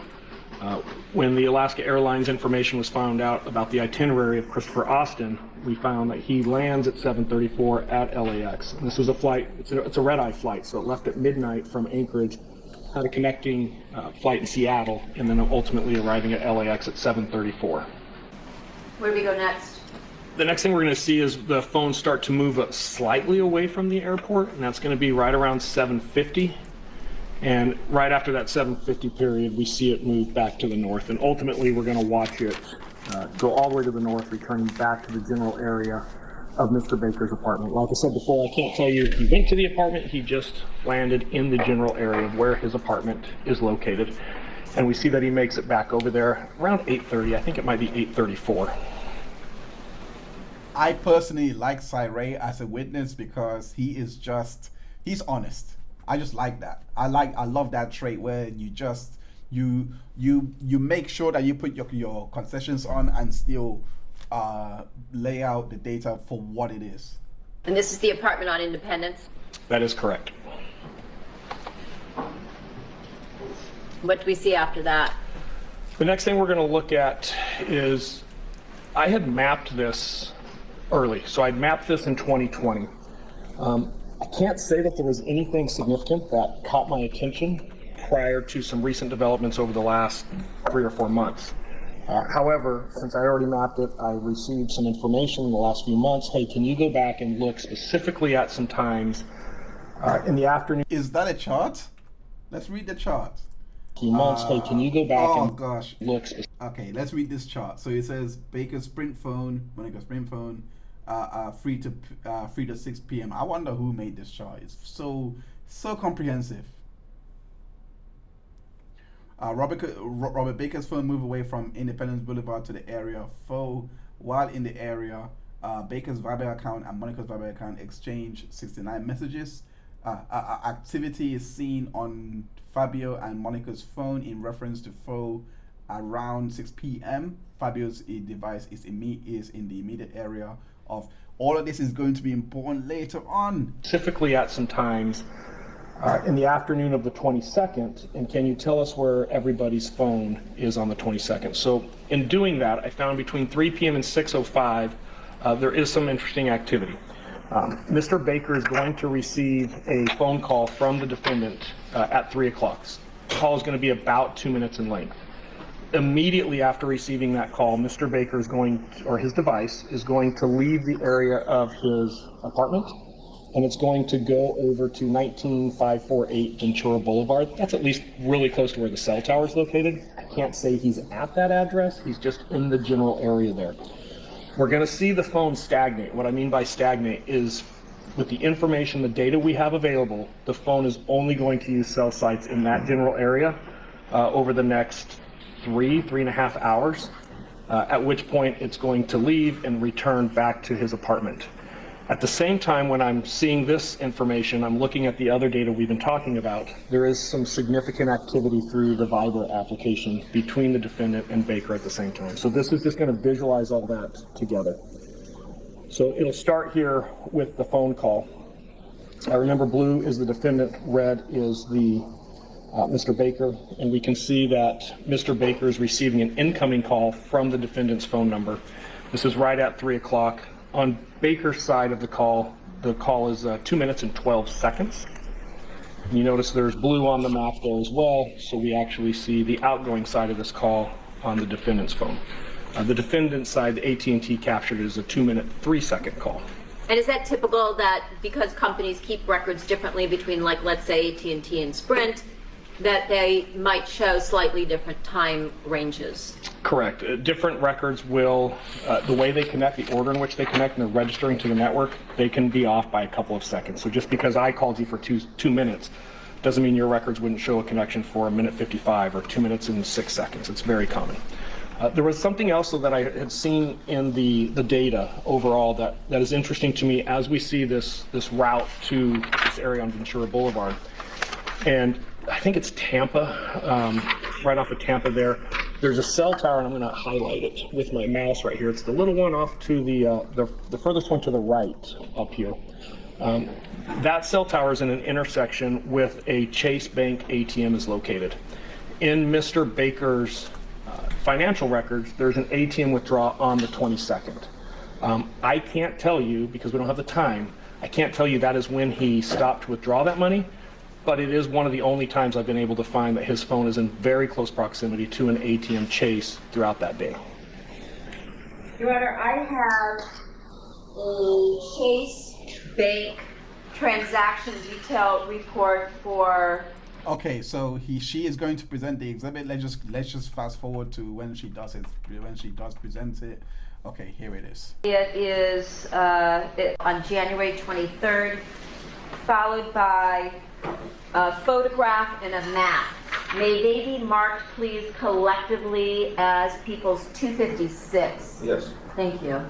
So yeah, Robert Baker makes a $120 withdrawal on the 22nd of January 2017 from this particular ATM that was, I believe it was in the same vicinity as the Pho restaurant, if I'm not mistaken. A Chase Bank document relating to an ATM withdrawal on January 22nd at this address, 19323 Victory Boulevard, for $120. Is that the transaction that you're talking about? It is. Okay. And with respect to this location, 19323 Victory Boulevard, is that consistent with the cell tower data that you have, you just had on the screen just before I switched over to this? It is. One of the cell sites that Mr. Baker's device uses is literally in the same intersection. It's located very close to this ATM. Okay. Showing you People's 256, and this has a 1 in the lower left corner. She is pissed. I'm sorry, but she is a pissed. 1 in the low. She is pissed. Let me slow this down. Oh my god. You think I'm gonna miss this? Oh my gosh. Let me try. Oh, I can't slow it down. Unfortunate. Or left corner. Is the location 19323 Victory Boulevard? It is then, if anybody was to research it today, it's changed, but back then, yes, this is the Chase that's on the bank account. And at the time, this Chase Bank was next to a grocery store, that being a bond, as you see here in this photograph. That is correct. If we look at people's 256,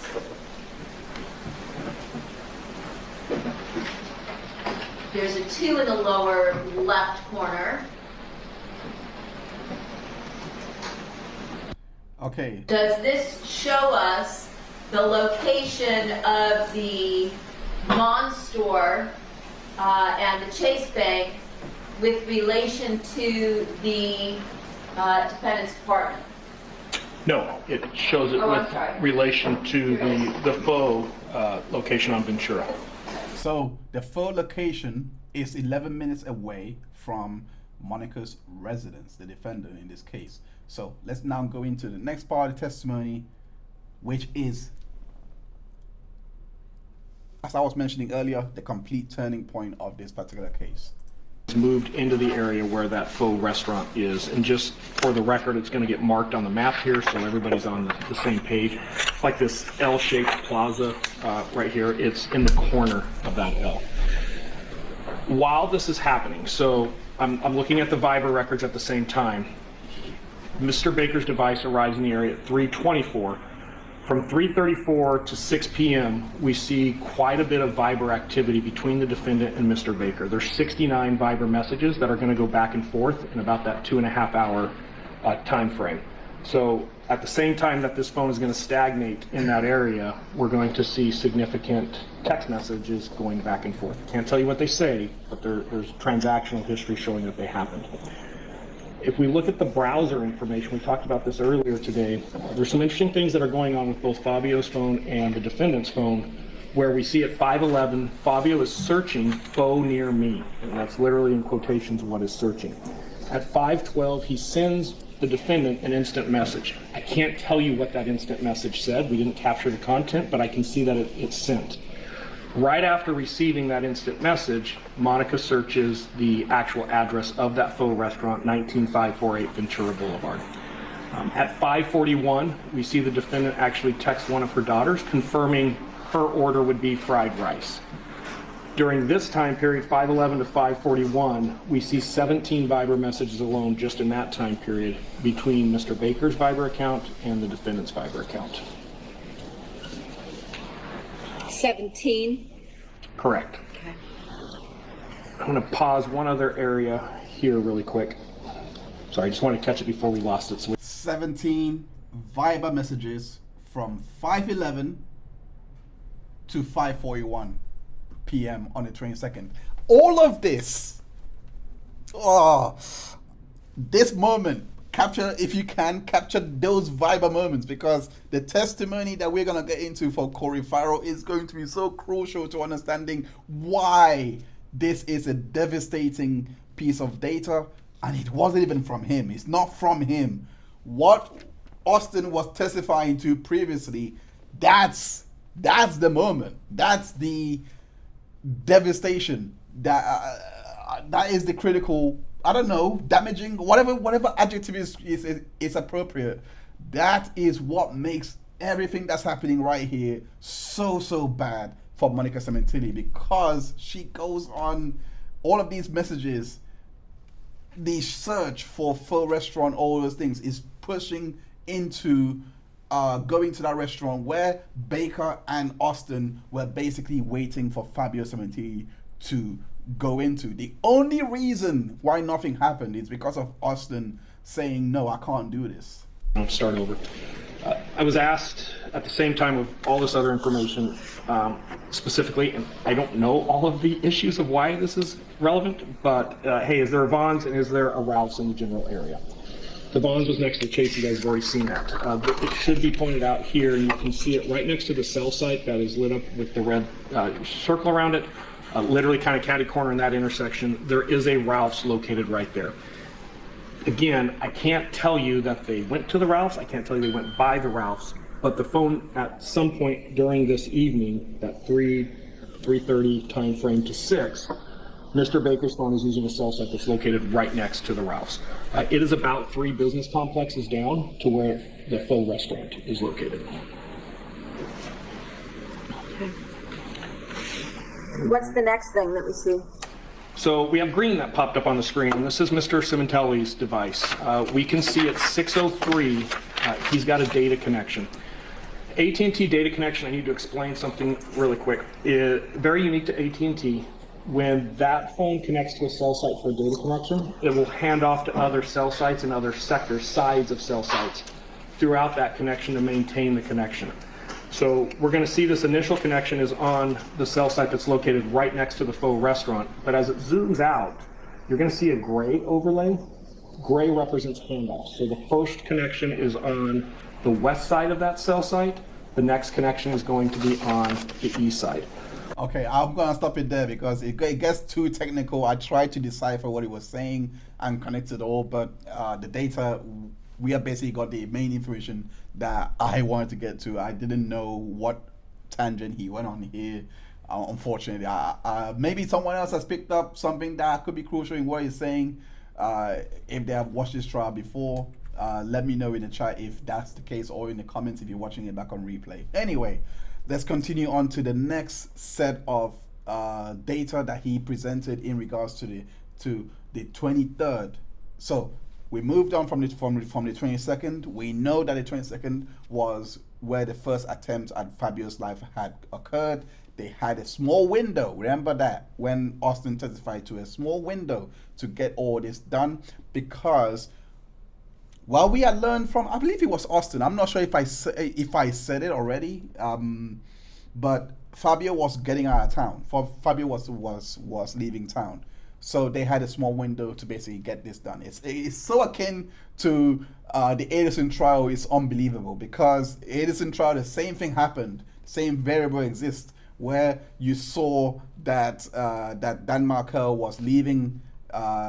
Was leaving his residence, and he was going to go out of town. So that was the only time that the hit could be done by those Latin gangs. So let's continue on with the testimony as he breaks down everything that was already shown to us by Missy Roberts. I'm gonna share that screen because I believe Missy Roberts already provided us a timeline, which I collated here.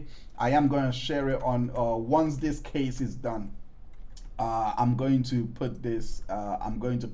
I mean, well, sorry, not once this case is done. Once I am able to put it all together, I will put it up and link it so that you can go see it for yourselves. Anyway, this is the Viber communications that I was making reference to back in previous streams, to say, wow, this is abnormal. How is somebody that is trying to say, because on opening statements, Blair Burke, which is Monica Sementilli's lawyer, basically said that Baker was stalking Monica and Baker was, doing all this.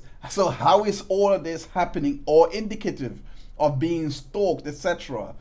I was thinking maybe it's just weird and abnormal to see this many communications. Now it makes sense.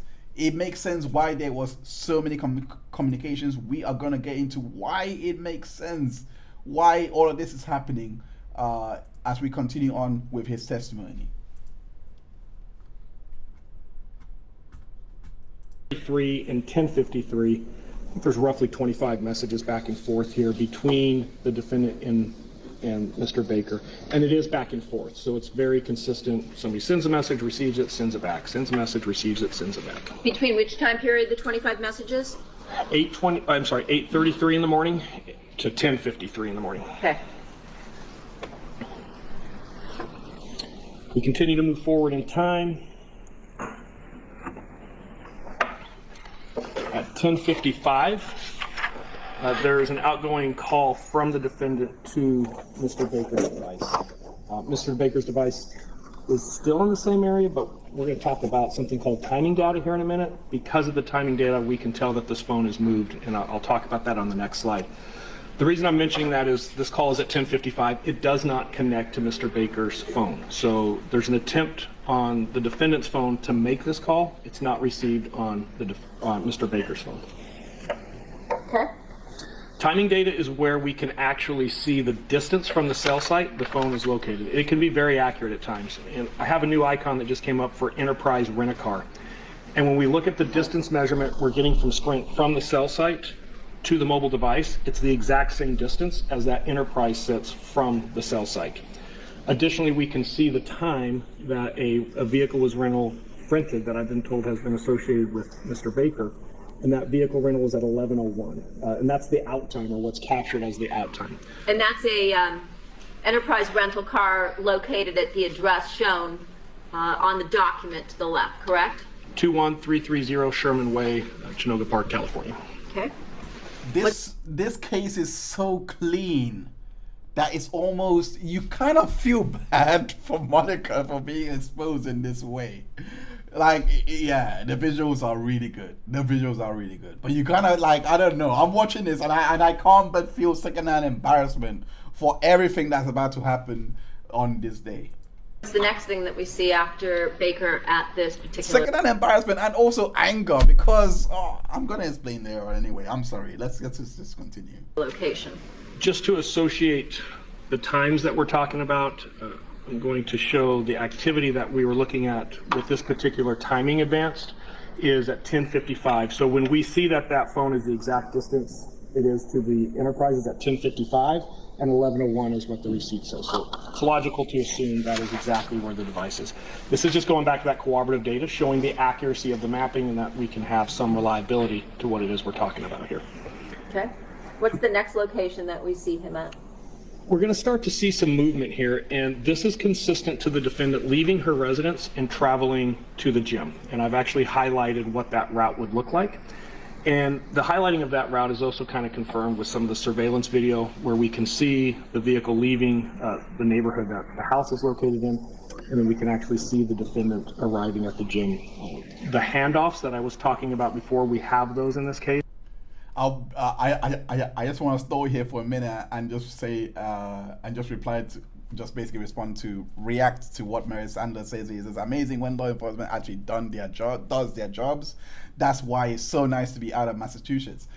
I don't know about you, but I have been watching the Brian Walsh case, and I was so surprised to see how that they had interviews recorded on audio, that they had reports made, that there was a full graphic of evidence. I was surprised seeing all this happen in Massachusetts. I thought they were backwards in technology, to be honest. If I was giving them the maximum benefit of the doubt, I thought, they're kind of primitive over there. They just haven't updated their stuff. So I was extremely surprised to see the level of investigation that went into a case. Just 20 days, 20 away from the Karen Reach case. Anyway, let's just move on.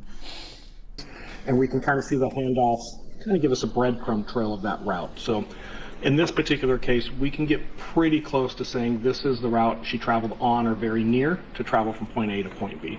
And this is going to be at 11:49 is when she arrives at the gym. When you say handoff, you're talking about the connection on her phone being handed off from cell tower to cell tower as she moves, correct? That is correct. And then shortly after that, the next thing that happens here is we see Mr. Baker's phone also move into the area of the gym. That's at 11:56. And again, that cooperative data, we actually have Mr. Baker walking into the gym. Okay, so let's link it all back. Let's go to my, I don't know what to call it again. You guys, maybe you guys should give me the name this time. Anyway, this is Enterprise Rent a Car. We know that the Versa was rented from Missy Roberts. We just don't know when it was rented. But now we learn at 11:01 a.m. on the 23rd. Oh my heavens, oh my word, of January 2017, sorry. That's when the rental happened.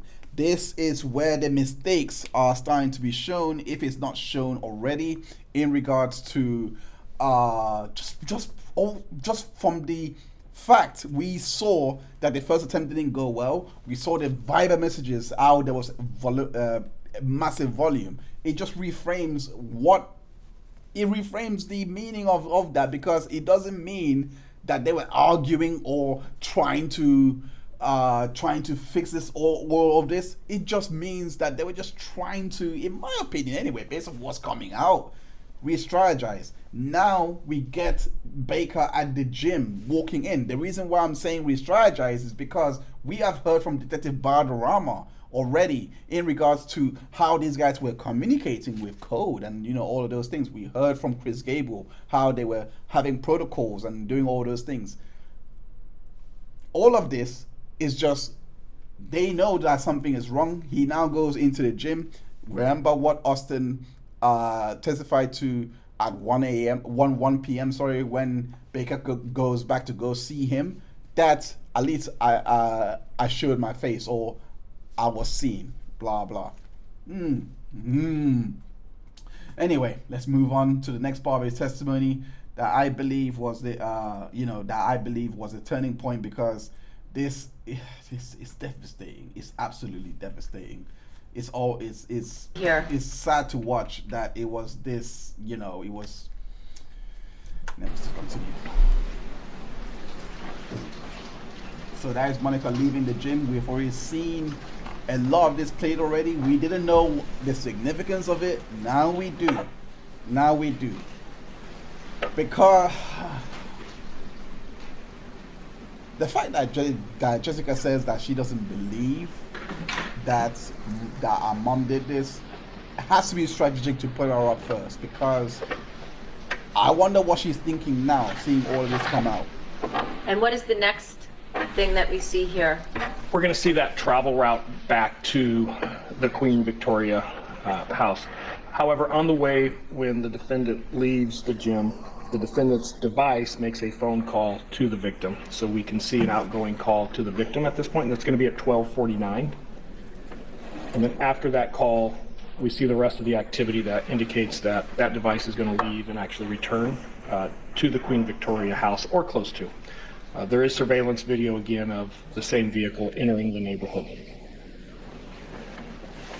And the point of showing the surveillance video here is that the surveillance video, these times we're seeing these device movements, is lining up with the records perfectly. So earlier I was saying it's very rare that we can say this person has this device, but we're starting to see patterns with both of these devices at this point, that they're traveling with everything else that we're seeing with the cooperative data. At this point, we're going to see that Mr. Baker's phone is returned to the area of his apartment. I can't say it's inside, it's close to. The defendant's device is returned to the general area of her house, and they're stagnant there for a while. When I say a while, I'm looking specifically at a time period between 1:20 and 2:43.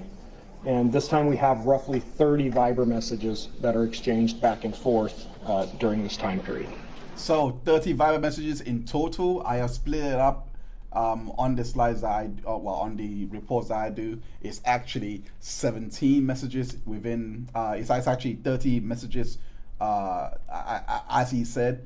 But at 2 a.m., well, sorry, not 2 a.m., 2 p.m., sorry, it's actually 17 Viber messages. So that's 30 plus 17, that's 47 Viber messages that's been sent in between this time and this time.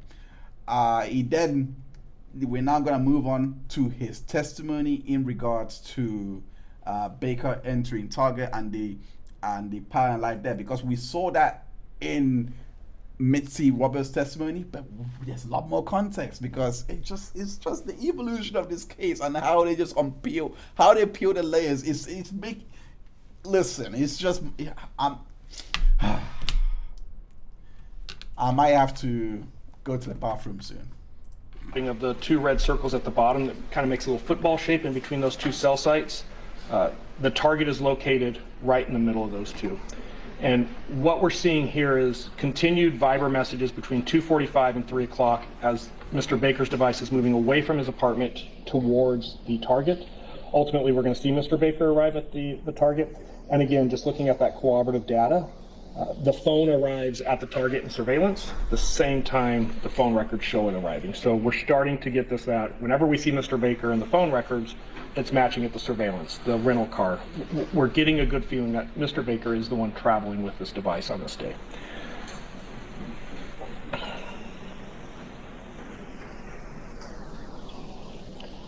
The last Viber message, if you can see it on the screen, is at 3:01. The time of the surveillance of the vehicle arriving at target is at 3 p.m. So a minute before the last Viber message on this screen. So that was what I mentioned earlier in regards to the total messages, which was 17. That was just 2 to 2:45. 17 messages was sent, because after that, 8 more messages were sent from 2:45 to 3 p.m. 8. 17 plus 8 is 25 messages. So 25 on top of the 30 that was already sent is 55 Viber messages in total. That is a lot for just 2 hours. This is why they had a small window to make sure that they get this done. We need more information though.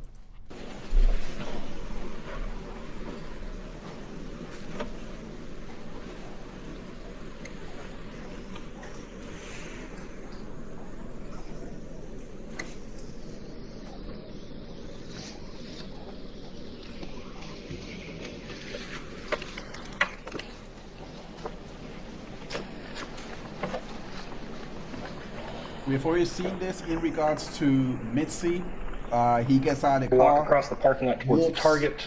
He walks You're going to to notice target. the black sweatsuit with the same white stripes we saw earlier at the. He walks to target. We've seen this with Mitzi. He goes into target, etc.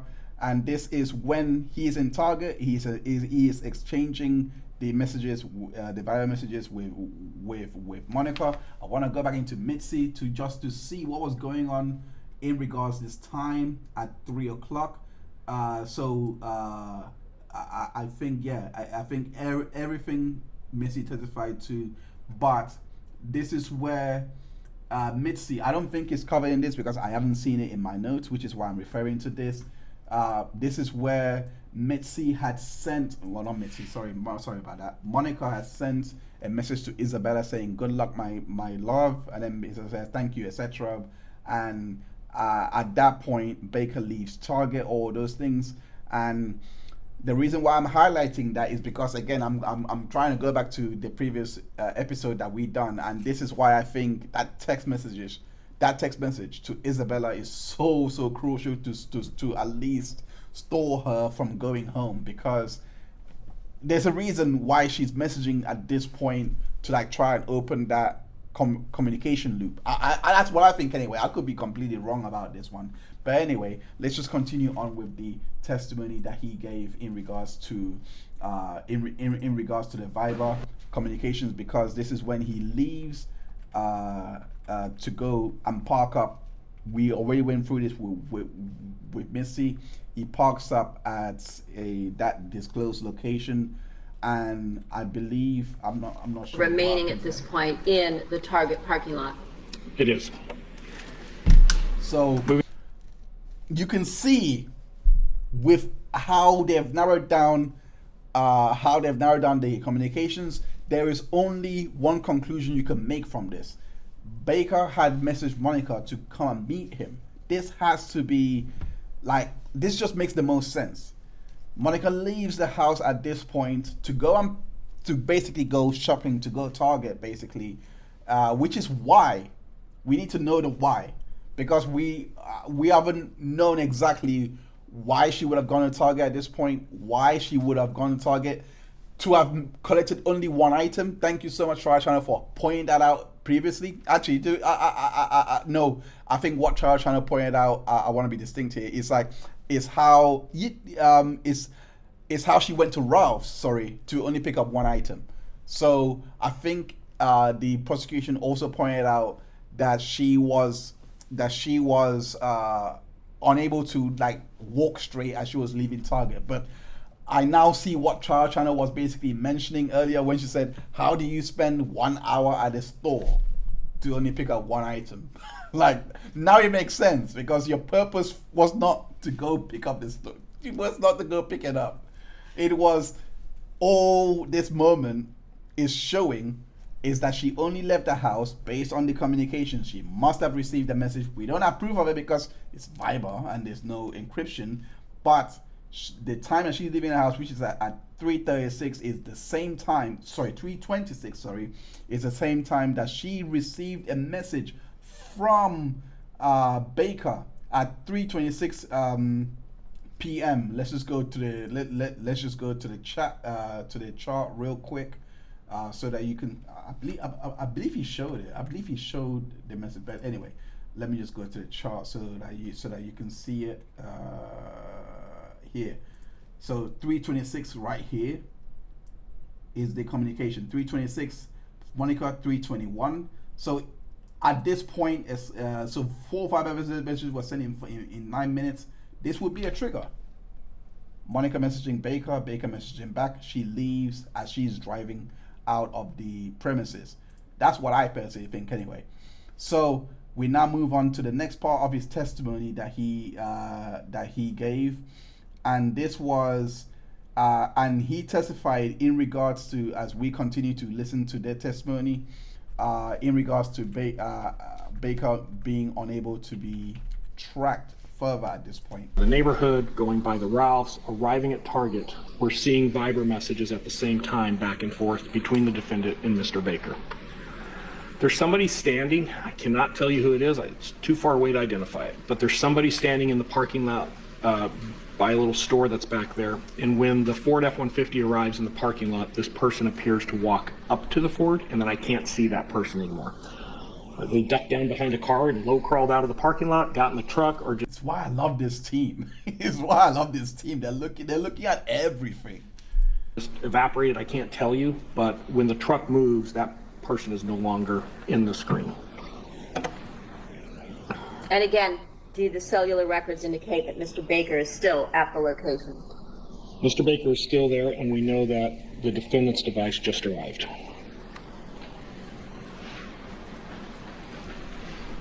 The vehicle Mr. Baker is driving is also still there. The Ford F-150 is going to park for a brief period, about 4 minutes, almost 5 minutes, in the back part of that parking lot. The devices, it is consistent with both devices being there. And as we move forward, you'll see some red flashes. I'm going forward in time, and you can see that red phone is still in the area. Okay, so we know about this meetup from Mitty Roberts. We know about that Viber message. We just don't know.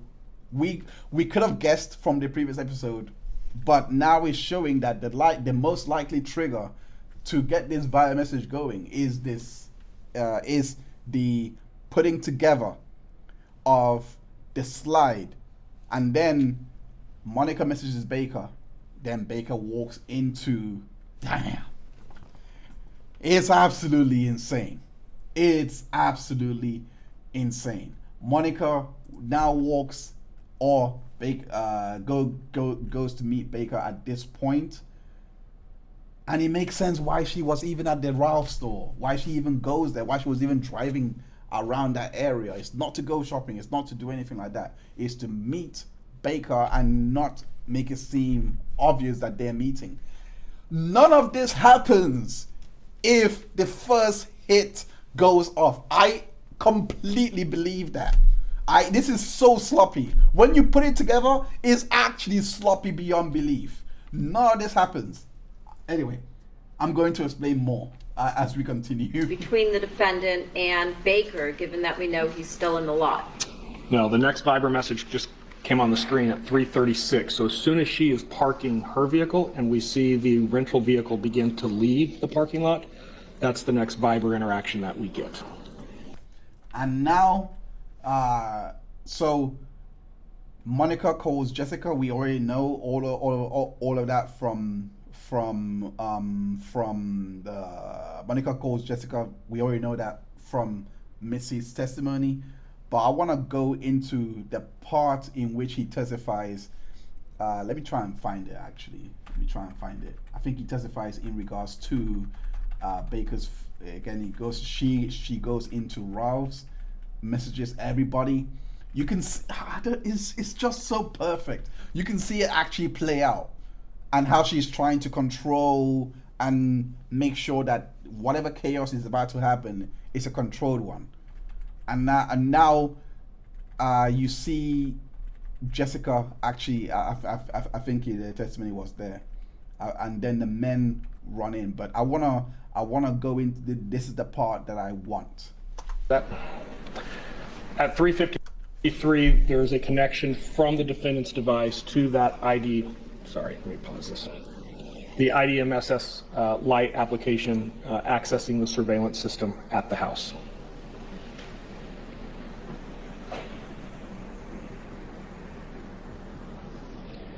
At 4:18 is when we see the two individuals that are jogging up the street and enter the neighborhood. So that's how Christopher was identified, because of that jogging video. Identified as a potential suspect, by the way. Moving back to the target. It's 4:31 now, so we've gone forward slightly more than 15 minutes. We're going to see the defendant is going to now come out of the target. She's on her phone at this point. If you watch carefully, you'll actually see she kind of, I think, loses track of where she's at and has to redirect to the front door. But she's actually using... The fact that you have the one objective witness that is just really, really, believable isn't the same thing that was pointed out in Missy. Missy missed it. Missy didn't even point it out. It was the attorney. It was Beth Zimmerman that pointed out with Mitzi that she was looping and couldn't really. But he's picking up that. Like, yeah, she couldn't even keep focus. Look, so dumb. Let's continue. Moving to 4:32, she's now exited the store, going back to the vehicle. So there was a point, I probably missed it, but I'll just say it. You can go, and when you do watch it back, it's definitely there. But between the time that the murder before the murder had happened and 3:36, Baker had basically the cell site activity for Baker in terms of the location data basically went off, which basically indicates to Cyree, as he testified to, that the phone is either off or there is no, or is either on airplane mode. Regardless, it's similar to what we saw with Nicholas Cassotis. If you remember us covering that trial, it was exactly where, if you remember, Nicholas Cassotis had switched off switched off or airplane mode, whichever one it was, when he was going into the reservation to go and dispose of Mindy Cassotis' body. So that's a similar scenario here, in which we don't have any cell activity connecting Baker to the house, because we would have it if it was on. So there's no cell activity. We know that he's gone to do the job. This is the most important testimony coming in right now. And yeah, let's go listen to the testimony here from Cyree. He had. I want to say yes, because I think I don't recall the application itself, but I do recall a message he had received about accessing it when it called. I want to say yes, because I think I don't recall the application itself. Missed the message. He had that same application.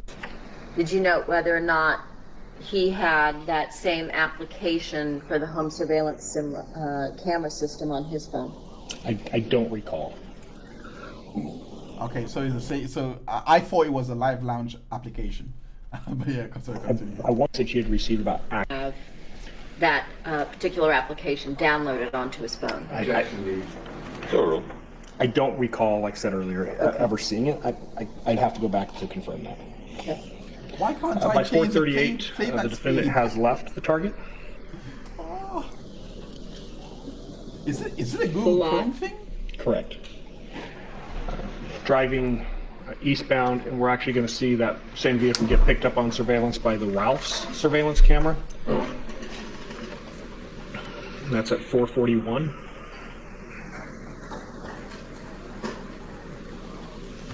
Remember we talked about this earlier in the, well, not earlier, in the previous episode. I need to hurry this up because I'm running out of time. I can't, is this going to unintentionally... And she's entering the store by 4:42. Unintentionally leave me with another Easter egg to basically discover. At 4:46, she's going to send a message to Mr. Baker via Viber, and by 4:52, she's leaving the store.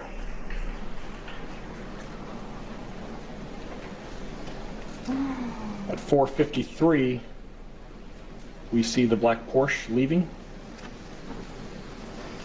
Take that black Porsche. Yeah. It has to be the Porsche message. It just has to be what Austin had testified to in regards to knowing to go for this vehicle. It has to be. They probably, I don't know, they probably just thought of this plan right on the spot. I would not be surprised. I don't know what that message says, but for them to just take the Porsche, I am going back to what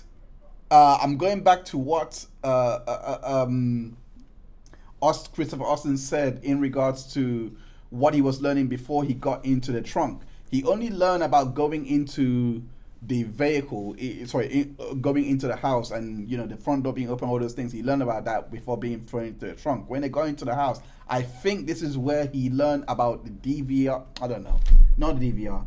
This is when he learned about, I think he must have learned about the Porsche earlier on. I think so. But this message must have been about taking the DVR. It must have been. It just must have been. It has to be. Because they had already saw the Porsche on that day, based on the testimony. It just has to be the DVR message.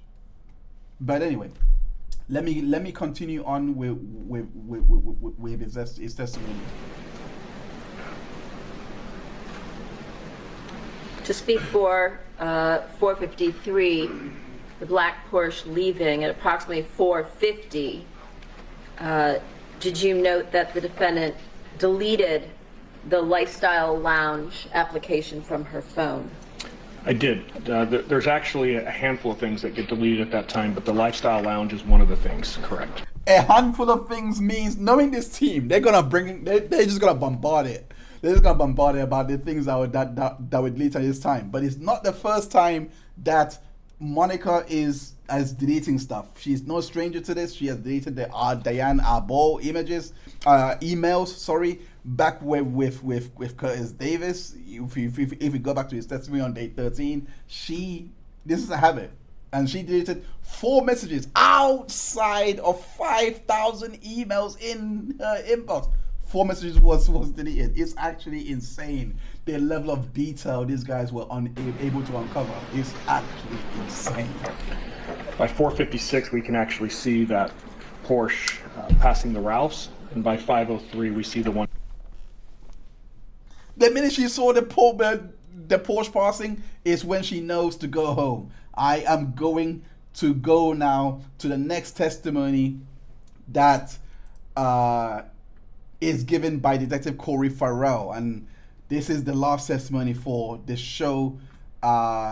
And we're gonna play a little bit more before we sign off, but I want to go as quickly as this as possible because he testifies in regards to getting the search warrant to go into Baker's property, recovering the items at Baker's property. But I wanted to highlight this part to start off with because I have a question that I think only Trial Channel can actually answer because she has actually followed this, and I want to point this out.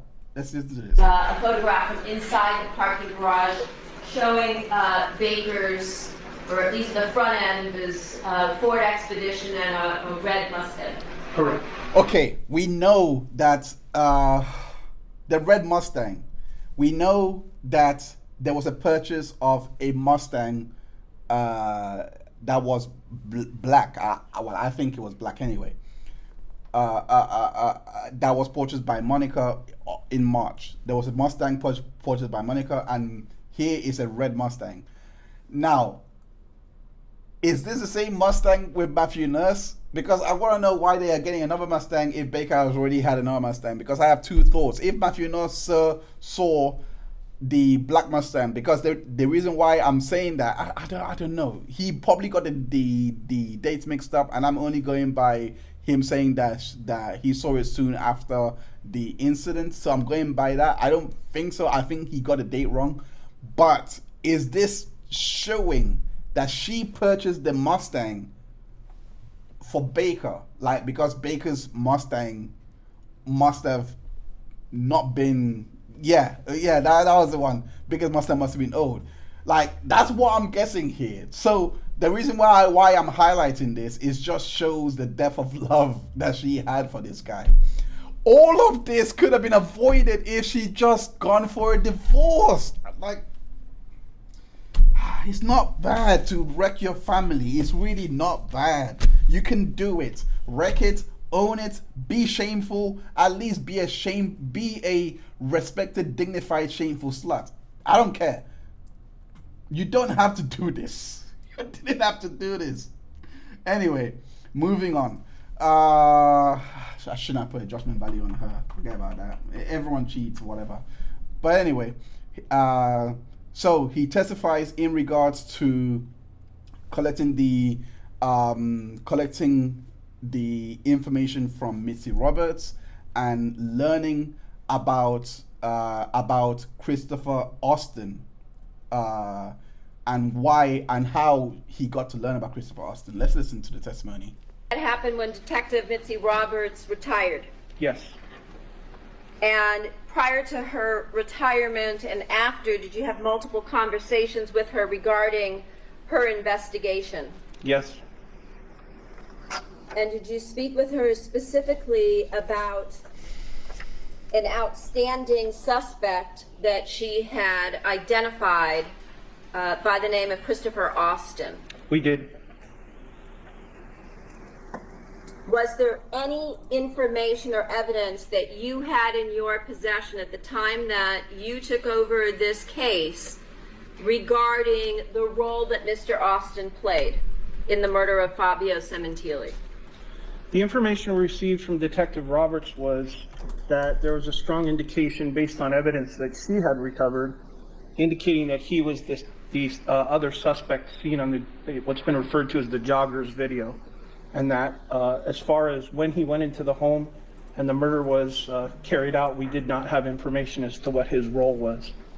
Would it be fair to say that you had no information that he was a direct participant in the murder?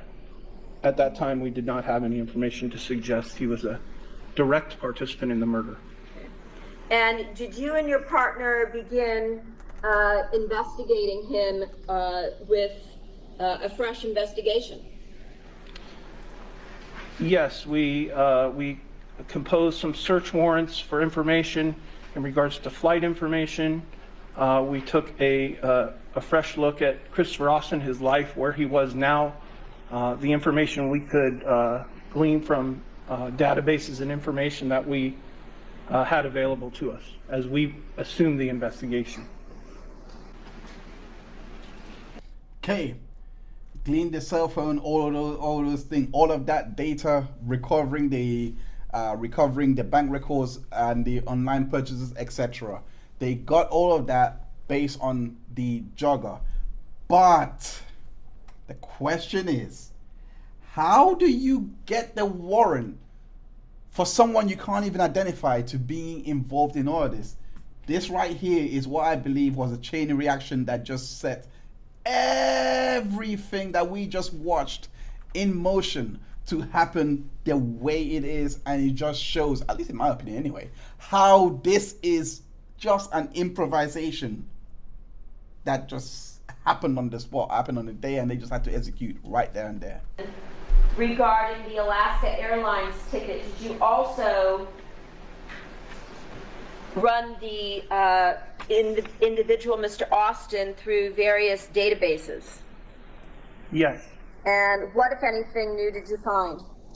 A citation was identified as having been issued to Mr. Austin, and the significance of the citation was that it was issued on the day of the murder in an area in proximity to Mr. Baker's apartment, and the time was noted at 45 minutes following the murder of Mr. Sementilli.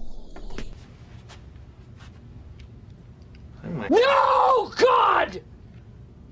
No, God, please, no! No! No! No!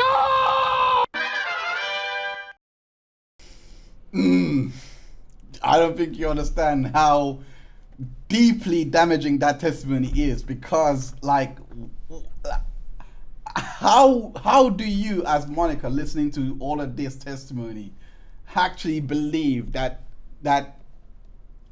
I'm going to explain why this moment is really critical to all of this.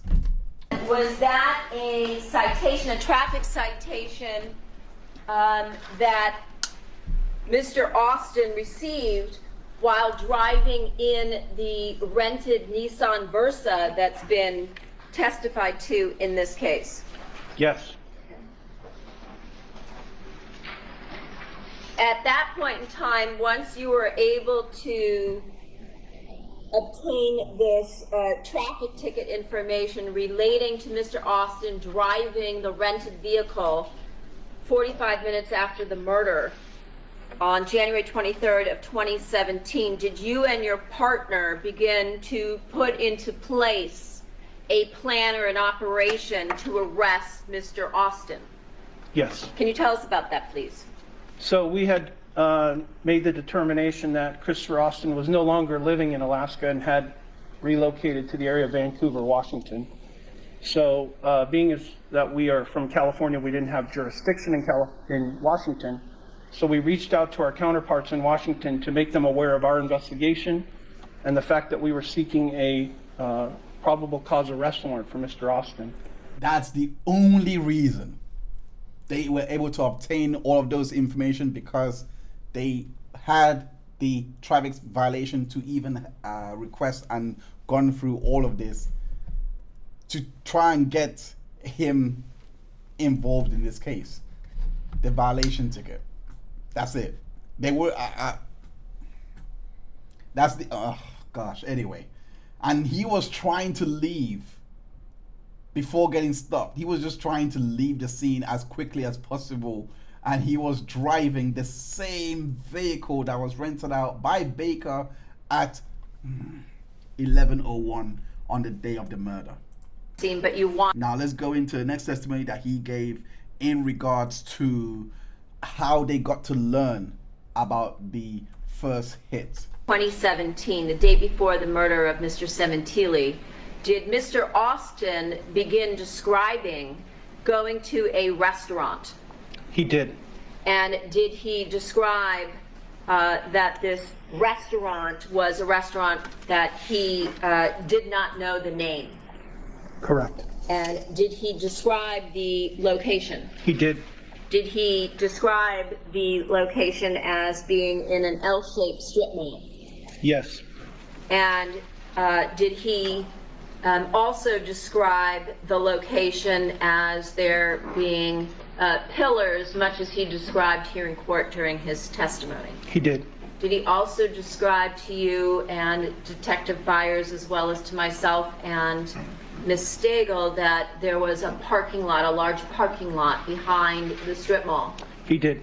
Did he also describe various... So all of those things is what Christopher Austin had done when that, this is knowledge that he would know, and he's going through, and again, he's just, this witness is just being used to validate everything that he was testifying to, but the most important part is this testimony here.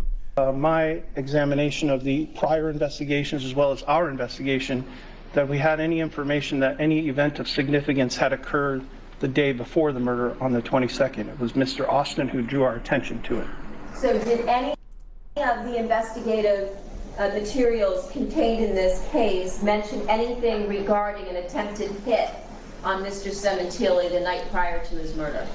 Not until that day in the proffer with Mr. Austin.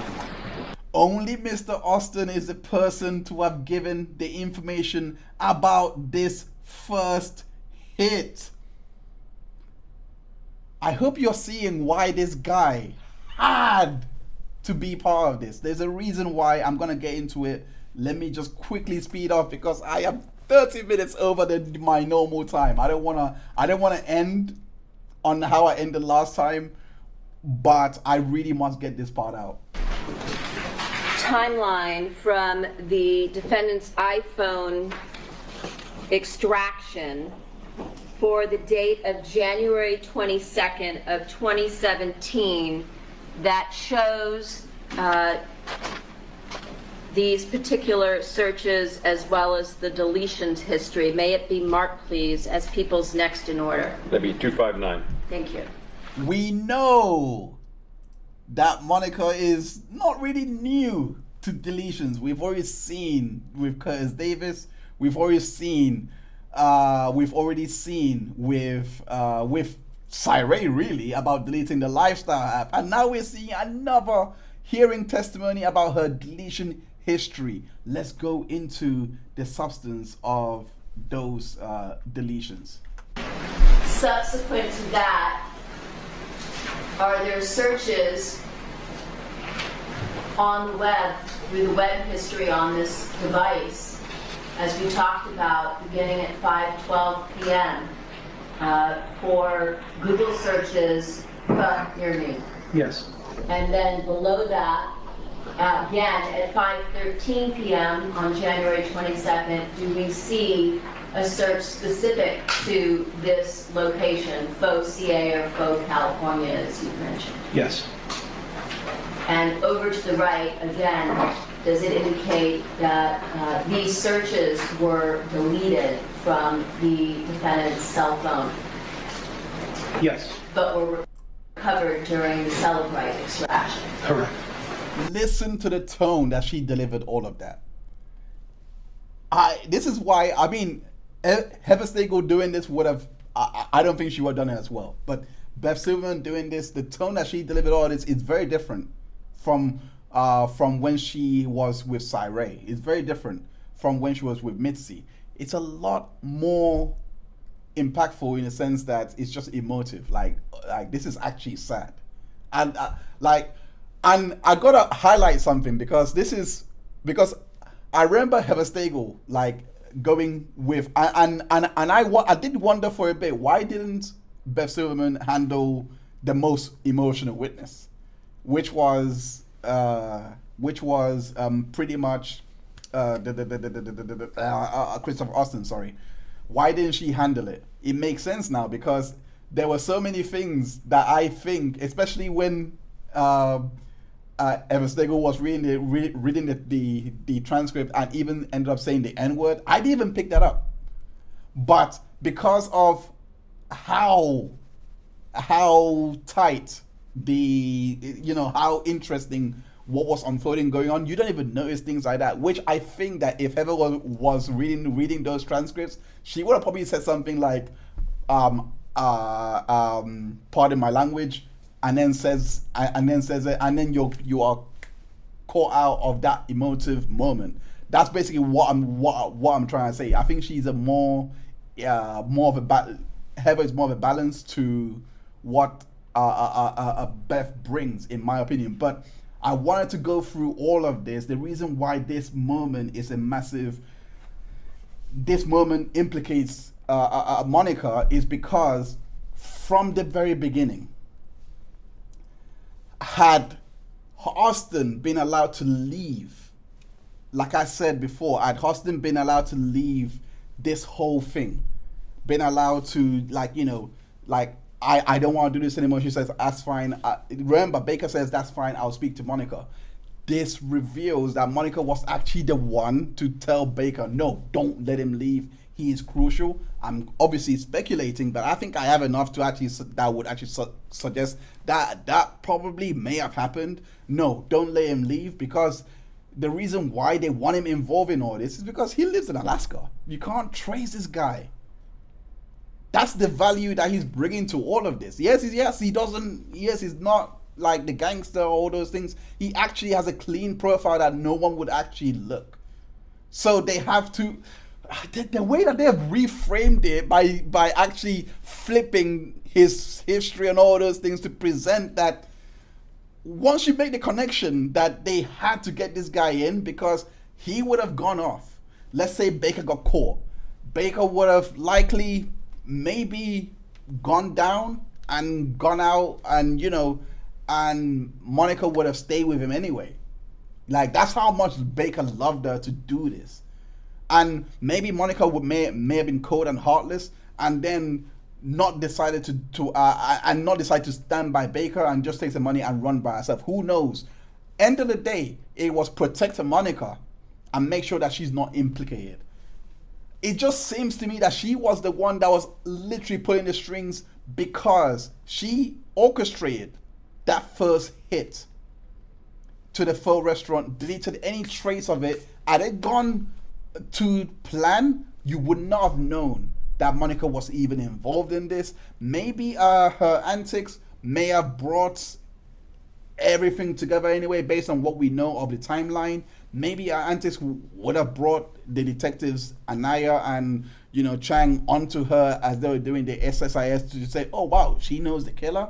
That's if they found Baker, because that investigation would have probably gone as normal. Maybe, but I don't think so. I don't think they would have tracked Baker because they wouldn't have known Baker. They only picked up Baker because of the CCTV. I doubt it. They would have really got away with it if this one gone to plan, but it didn't, and she just had to micromanage everything. This, of course, Baker being put with Fabio on that day, in the same vicinity on the two, it brings everything together. But I think on the 23rd, all those messages was Monica trying to micromanage everything and make sure that everything goes to plan. It was definitely improvised on the getting the rental. Getting the rental was too much. That was okay. It could have worked. I don't think so personally. They got the rental. It's only because of that traffic citation, and that was the critical point in all of this. Christopher Austin gets into the vehicle and tries to drives away to go to LAX. Damn. And that's the only reason why they're able to learn about the 22nd of February, which puts Monica into this particular, implicates Monica completely. And the fact that they brought in this witness after Austin, just so that they could have brought him before and just bring on Austin to just testify to all of it and just validate it. But bringing Austin in first, as Trial Channel says, he did bolster his credibility immediately, seeing this witness testify to the facts.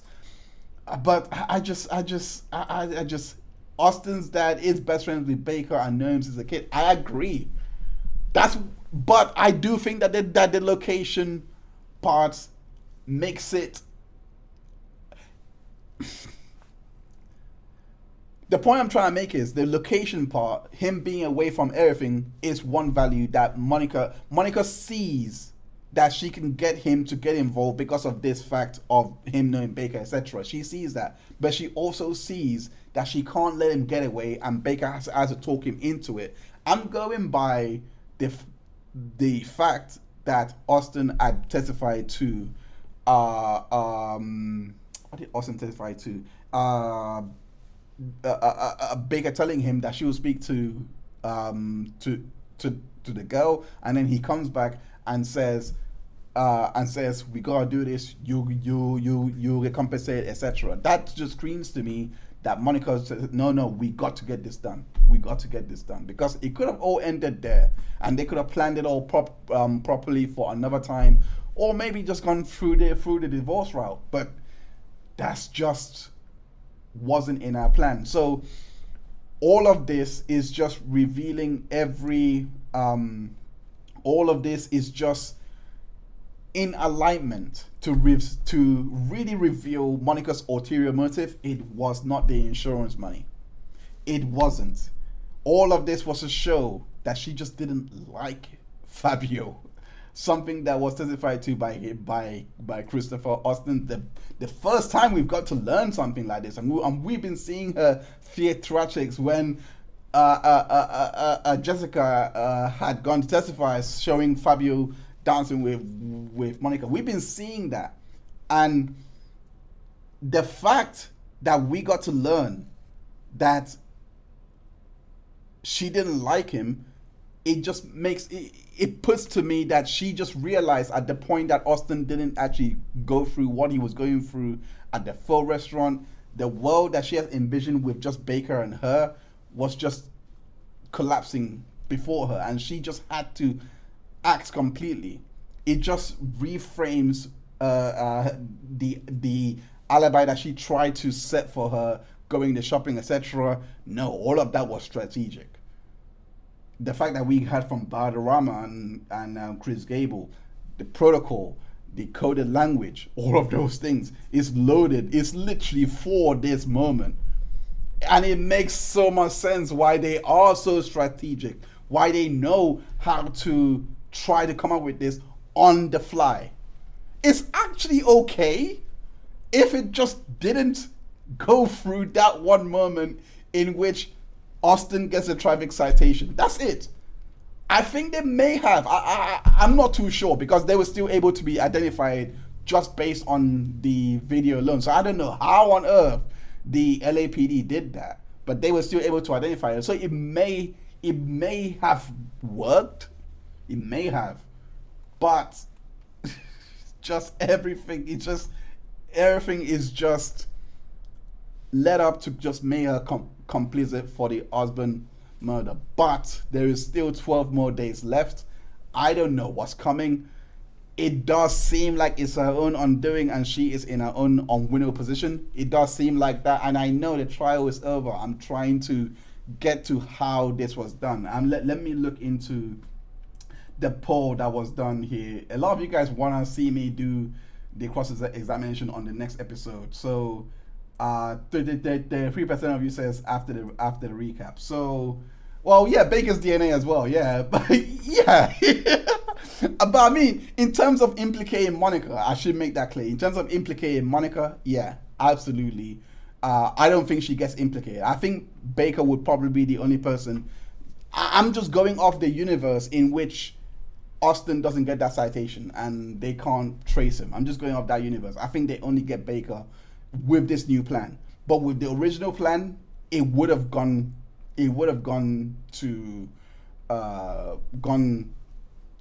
well, in my opinion, if they had gone through with that. And the Viber messages that was being sent, it probably was to arrange all of this and arrange that original plan. So, okay, in the next, this is the people's show after all, Source and Order. So in the next stream, we shall be going through the cross-examinations, because I do think that there were some good moments there that was brought out by both teams that kind of diminishes what Austin was testifying to and what was coming out in regards to Corey Farrell's testimony. So I'm going to be going through all of that on the part 3, just to close this loop off. But yeah, oh my heavens, thank you so much everyone that tuned in. I do want to make a prediction though, because Joe Anaya and Andy Chang did make observations, if I remember those testimonies properly, during the February time. I'm not sure exactly when Monica made the statement that they're saying, but they basically said that Monica was saying over when they were wiretapping them that she was stupid, I am stupid, or all of those things. So I want to know if this was when they were having a conversation and they just found out that I don't know, Austin was found or something like that. Because with all this coming out, that has to be resolved. I kind of want to know why she said, I feel stupid. I don't think the state will bring that up if they're not going to show it later on. But I really believe it has something to do with Birdsong. I believe it has something to do with Austin being implicated with Birdsong. I don't know, because if they learn all of this about the second hit, it can't be that. It just can't be that second hit. Because they learned that in October, they learned that in October 2024, just literally last year. So it can't be anything to do with that, but it will be interesting to learn why that's the case. Anyways, let me not hold you guys up any longer. We've gone way too long. This is probably my longest stream, and I hope that if you're watching this back on the replay, that you were able to follow and not have your time taken up too much, because I try to keep this under 2 hours. I try to, and I'm gonna try and do better, because I don't want to spend too long. It really makes me tired, and I don't give my best. But hopefully you guys have enjoyed, and yeah, I will see you guys next week at 4 p.m. Eastern time for another episode of Source and Order. I should have a full trial recap of the Taylorship Business trial coming out, and also the Brian Walsh trial. I should have the full trial recapping everything that has been going on there. It should be out probably in the coming weeks, next week and the week after. Anyways, I go by the name of Heinz, your friendly neighborhood Ketchup man. Thank you every single one of you for tuning in. And yeah, I'll see you guys next week. Bye for now. Thank you again. Yeah, see you guys later. Bye for now. We get the money. Who was he talking about? Him and the defendant. Did he specifically state insurance money? He did.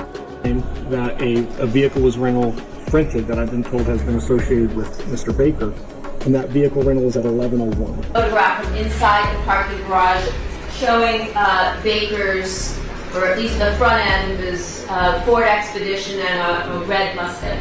Correct. Thank you everyone for tuning. Thank you everyone for tuning in for another Ketchup Court live stream. Make sure that you smash that like button, as well as hitting that subscribe button to be notified of our future live streams. We go live regularly, bringing you case updates and recaps of ongoing trials, so make sure you hurry back on the next live stream. We also have more content on the channel that you can binge on. Check out the playlist that we have showcasing all of these contents. Without further, I go by the name of Heinz, your friendly neighborhood Ketchup man, and I'll see you back in court.